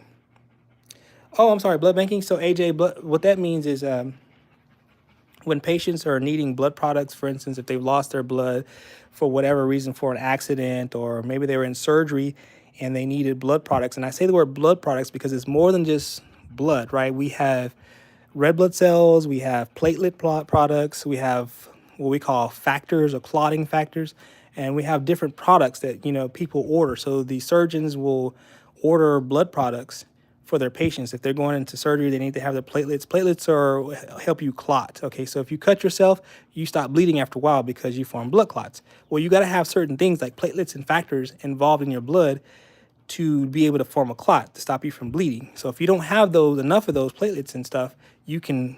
That's what the people donate their blood to, so that we can have a supply to help those people, and then they can order those products. So it gets really complicated. I'm telling you, blood banking is a very, very complicated topic because there's a thing called antibodies that your body produces that fight against the other blood types. So I can't just give you my blood without knowing what blood type you are. The first time I gave it to you, maybe you don't have a reaction, but the second time when your body builds antibodies towards my blood, it could actually kill you. So you have to. So there's a huge field of study of just learning how to give somebody a blood product. You know what I mean? So, and that's not my field. I mean, of course, what I do inherently, I get involved with those things, but that's not what my primary focus is. So if that makes sense, hopefully that helps. I learned that. Yes. Okay. So you follow me, AJ. Good. Good. Good. Good. Good. Is that your favorite home, or do you plan on moving someday? 12th man, that is an excellent question. So my wife and I put a lot of work in, and I think she's actually on. I don't know if she wants to comment on there. I don't know if do you want to come out and talk onto that, or you just want me to keep going, honey? I think she's on. But anyway, her and I, we've done a lot. So this house didn't have any of the fence. It didn't have most of this grass you see. That pool, definitely we built that shop, and we've put in the big fence on the outside. We've built, we've not built, but we had this brought in. And, so we've done a lot of little things around here to make this place what we want it to be. So it has been a nice investment. But here's my thing. I would not mind having a little bit more space because my dogs love to run, but they oftentimes interact with a neighbor over here, and we're close enough for them to go away and pester them sometimes. These neighbors over here are really cool about it, but sometimes we have to make sure that it's mainly him. He's the one that gets all, barking and stuff like that. So I would not mind having, 5 or 10 acres, and maybe even just have the same amount of space that we have now, but still have more acreage between me and my next neighbor. So if I could sell this place, I don't want to get too much into finances and anything like that, but for a nice amount, then I would have no problem starting over and getting a little bit more space, a little bit more land. And we're gonna be empty nesters soon enough, and so we don't even have to have this size of house anymore, honestly. So hopefully that answers your question. And if we end up staying, I'm okay with this place too. I mean, we've made this home. Now, if this is going to be my forever home, I would tell you I would love to have a well, and I would love to have solar panels, and that way I can do all the irrigation I want, and maybe even start a better garden, and I'd have electricity and all that stuff, and my water bill would be under control. Those things would, if that's where we're going. Yeah, that's exactly right, Paul. I want to be a homesteader because I want to do like I said. I don't know if you heard me talk about my upbringing when I was in East Texas. My grandfather was a farmer, and they had chickens and not cows. They never had cows. We had chickens, we had pigs, and we had ducks. And they had, sometimes they'd have like a geese, but primarily we had chickens. And he did some cropping, like he would have like corn, he would grow watermelon, cantaloupe, those things like that. So I'm kind of, now I kind of grew up to about the age of 9 being around farming, and it's never gone away. Now, my parents moved away from East Texas to West Texas, and so I grew up not farming from that point on. But that early impression that I had as a kid never went away. So I always wanted to have a space where I could do like homesteading with growing my own food, kind of more natural, staying away from all these restaurants, you know. Larry, are you okay, man? AJ says I hate geese. Yeah, they can be annoying. AJ says a boo, a b b. Oh. I know what you're talking about. A positive, B negative, B positive, B, yeah, and then O. Yes, that is correct, AJ. Yeah, I thought those were some of the more common types. Yeah, so AJ, it gets more complicated than that. You got A, B. So you got A and you got B, and then you got AB, and then you have type O, right? And then your type A and B means that you have A antigen on your surface and B antigen, which means that you don't form antibodies to the other ones, right? So if you've studied that, then you know what I'm saying. I'm saying that that is what we call a universal recipient, meaning that they can take type A blood, they can take type B blood, they can take type O blood and not form a reaction because they don't form those antibodies. Now type O is the opposite. Type O has no antigens on the surface, which means they can be the universal donor. And type O, O negative, they can give that blood to anybody and they can take it, right? But they can form antibodies to A blood and B blood because they don't have those. You know what I mean? Do you follow what I'm saying? So AJ, if that makes sense, that's all a part of blood banking. And it gets way more complicated than that because there are other antigens that you've probably never heard of besides A, B, and O, right? There's things called little e, there's these weird small JKs and all these weird looking antigens that you've never thought about, right? That we have to test for in the blood bank to make sure that that blood is compatible for that with that patient. And we've done the studies to know which ones are worse than others and some that we can get away with. We learn about prevalence, how often is those antibodies available, or you know what I'm saying. And that, again, this is not my direct field, but you know what I mean. We all have to know some of that information. There are some RG. Yes, yeah. So our RG is like your or RH, I think is what you mean. Like RH, is that what you're going for? RH phenotype. You have type O. Awesome. Laura cannot have any other blood than other O blood. O cannot have any other blood than O. Yes, that is correct. Because they can form antibodies to type A and B, and of course AB as well. So O people can only receive O blood type. Preferably O negative, because you can form an antibody to the RH antigen, which we were just talking about. But y'all, I don't want to talk about blood banking. I mean, that's not my field. I mean, it's not my direct field. It is, but it's not my direct field. If you really want to know, I'm a cytopathologist. That's what I do for my career field.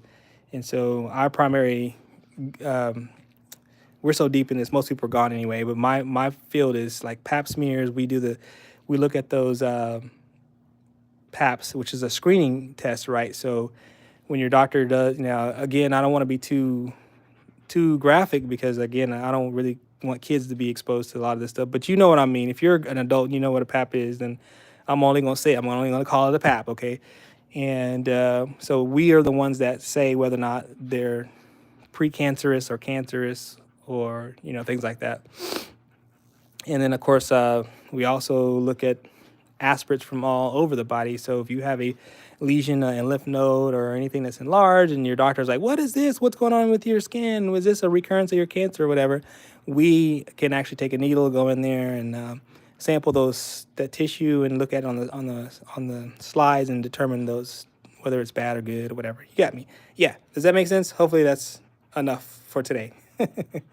So Laura says she's O and RH negative. Yeah, you're that wonderful, you're the wonderful type there. Yes.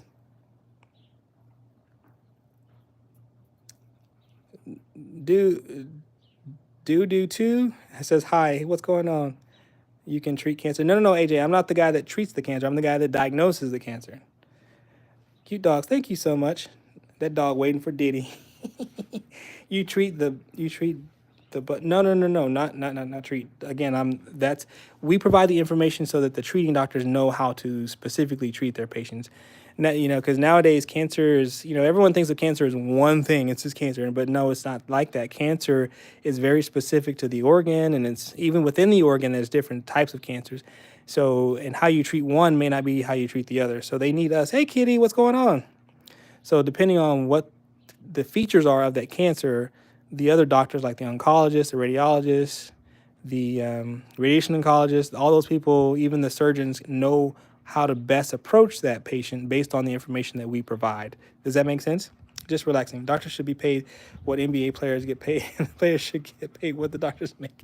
Well, Paul, you know what? Saving lives is not as interesting as watching someone compete against another person. So people will pay for pay for the entertainment while you spend and dedicate your life to try to help patients and never really get the money that those other people get. Now, there has been some exceptions, though. Don't get me wrong. There are some of these docs out here that have learned to not only master the medicine aspect of it, but learn to master the business aspect. And those are the guys that own practices and own groups and own whatever, and they figured out both ends of the spectrum, and they do very, very well, But but those people they're like zebras, right? So you get a guy like me who comes from a family that's not well educated. So you spend most of your time just to be in the arena of the rest of the people in your field.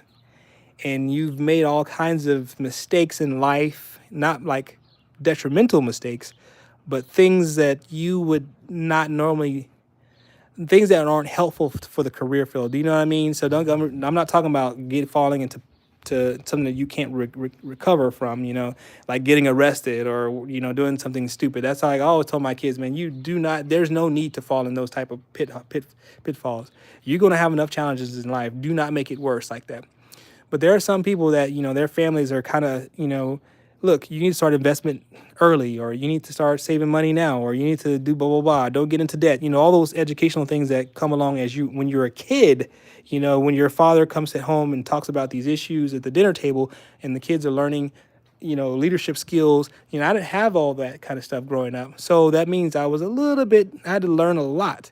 So am I going to be the kid that's, busting your butt trying to learn everything and have enough brain space to be able to learn the business aspect of it as well and all that stuff? So yeah, there's always that little bit of competition where some people have an edge on those things.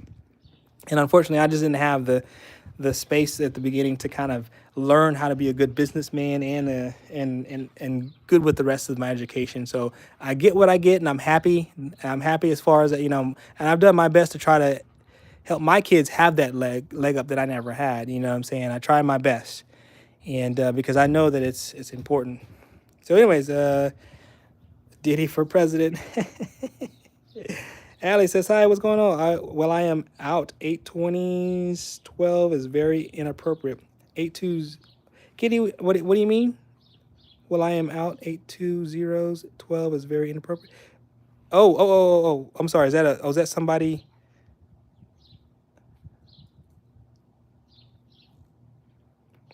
Oh, he's been inappropriate about the Diddy comment. I just laughed it off.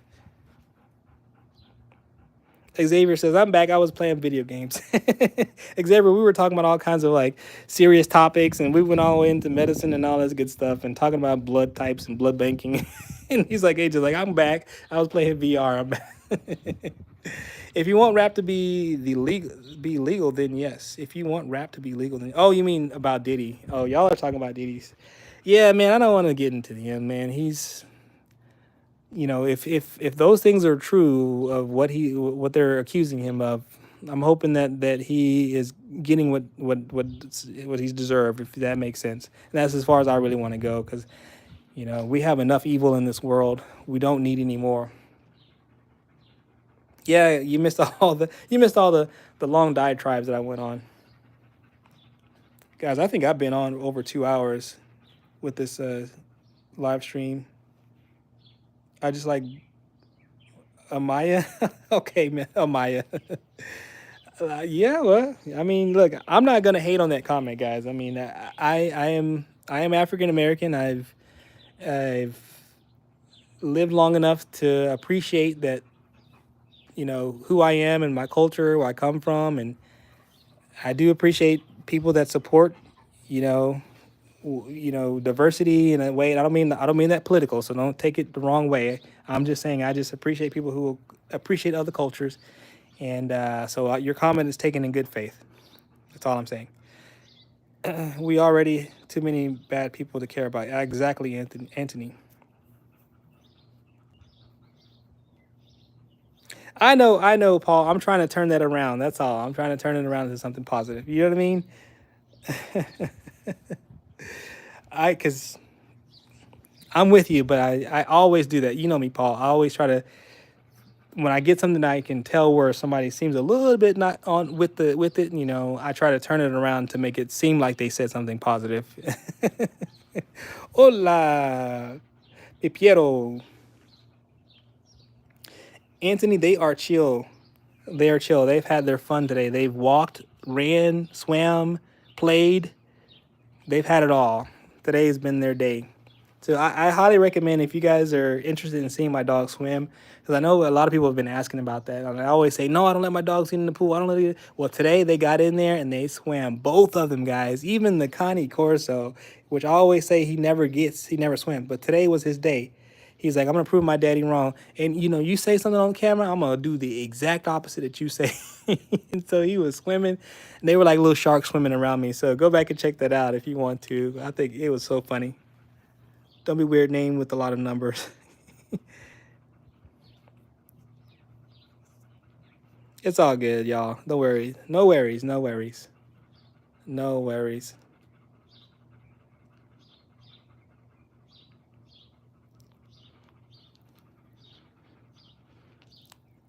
But anyways, guys, I mean, I've been on long enough, and I think my phone is actually about to die. I'm down to like what is it, 20% battery power because I've been on so long. And I'm gonna go in. I think my wife, she actually came on a minute ago and then popped off the channel. So I guess she didn't want to come out. Maybe she's still tired or something. But I am going to probably shut it down and for the day. And yeah, thanks Paul for hanging out with us. I thank you. Thanks for your interactions and your dropping knowledge when you drop your knowledge, and appreciate the conversation. And can't wait till you get your dog. I think it's gonna be awesome when you get that Vito offspring. Can't wait to see that. And probably gonna go in there and grab me something to drink too. Yeah. No matter I don't watch streams, but this long, you should be proud of me. Thank you, AJ. I am very proud of you, and thank you for hanging in with me as long as you did. Yeah, because you were on, AJ. You've been on for over an hour, so thank you so much, man. That is awesome. I got 109 likes, y'all. That is more than what I normally get. That's at least not quite double. That's probably anywhere from double um, to a fourth more than I normally get. Maybe it's because I've been on so long, but thank y'all for all your thumbs up. Might need your help with a theme song for. Okay. Okay, you gotta catch me, man. Because like I said, it's always a fight for time. I'll have to put together some tunes, and then if you are interested in some of those tunes, oh look, they found a lizard on the tree. I may send you some stuff, man, and see if you like it. Obligation, of course. And I don't know, but anyways, guys, I do appreciate y'all for hanging out with me and playing with my dogs and watching them go from 100 to 0 to back to 100 and back again, all that good stuff. Yeah, man, thank you so much. I appreciate you, AJ. Anthony, what's your dog's name? So Anthony's going back to the beginning. This is Storm, and that's Rain over there, the Connie Corso. And Missy went into the house earlier. She got tired of hanging out with us. I'm gonna go shut these doors on my blind. Says so cute. Thank you so much, blind bago pinair. How you say that? I'm gonna shut my doors to the shop, and I think we're gonna call it quits for today. Maybe I need to shock this pool before, because when my dogs jump in, the chemistries always get jacked up. So I'm gonna. Oh, I'm sorry. I like to keep it clean. It's gonna get all messed up, and then shock that pool and call it quits. All right, guys, be safe. Yeah, thank y'all. Thank y'all for the thumbs up. Thank y'all for the likes. Thank y'all. I think there was about 2 or 3 people that subscribed today. Thank y'all so much for subscribing. If you're still hanging around, thank you so much. Thanks, 12th man. Thanks for hanging out with us, man. Look at the sunbathing over there. Have a good day. Any last words? Thanks, AJ.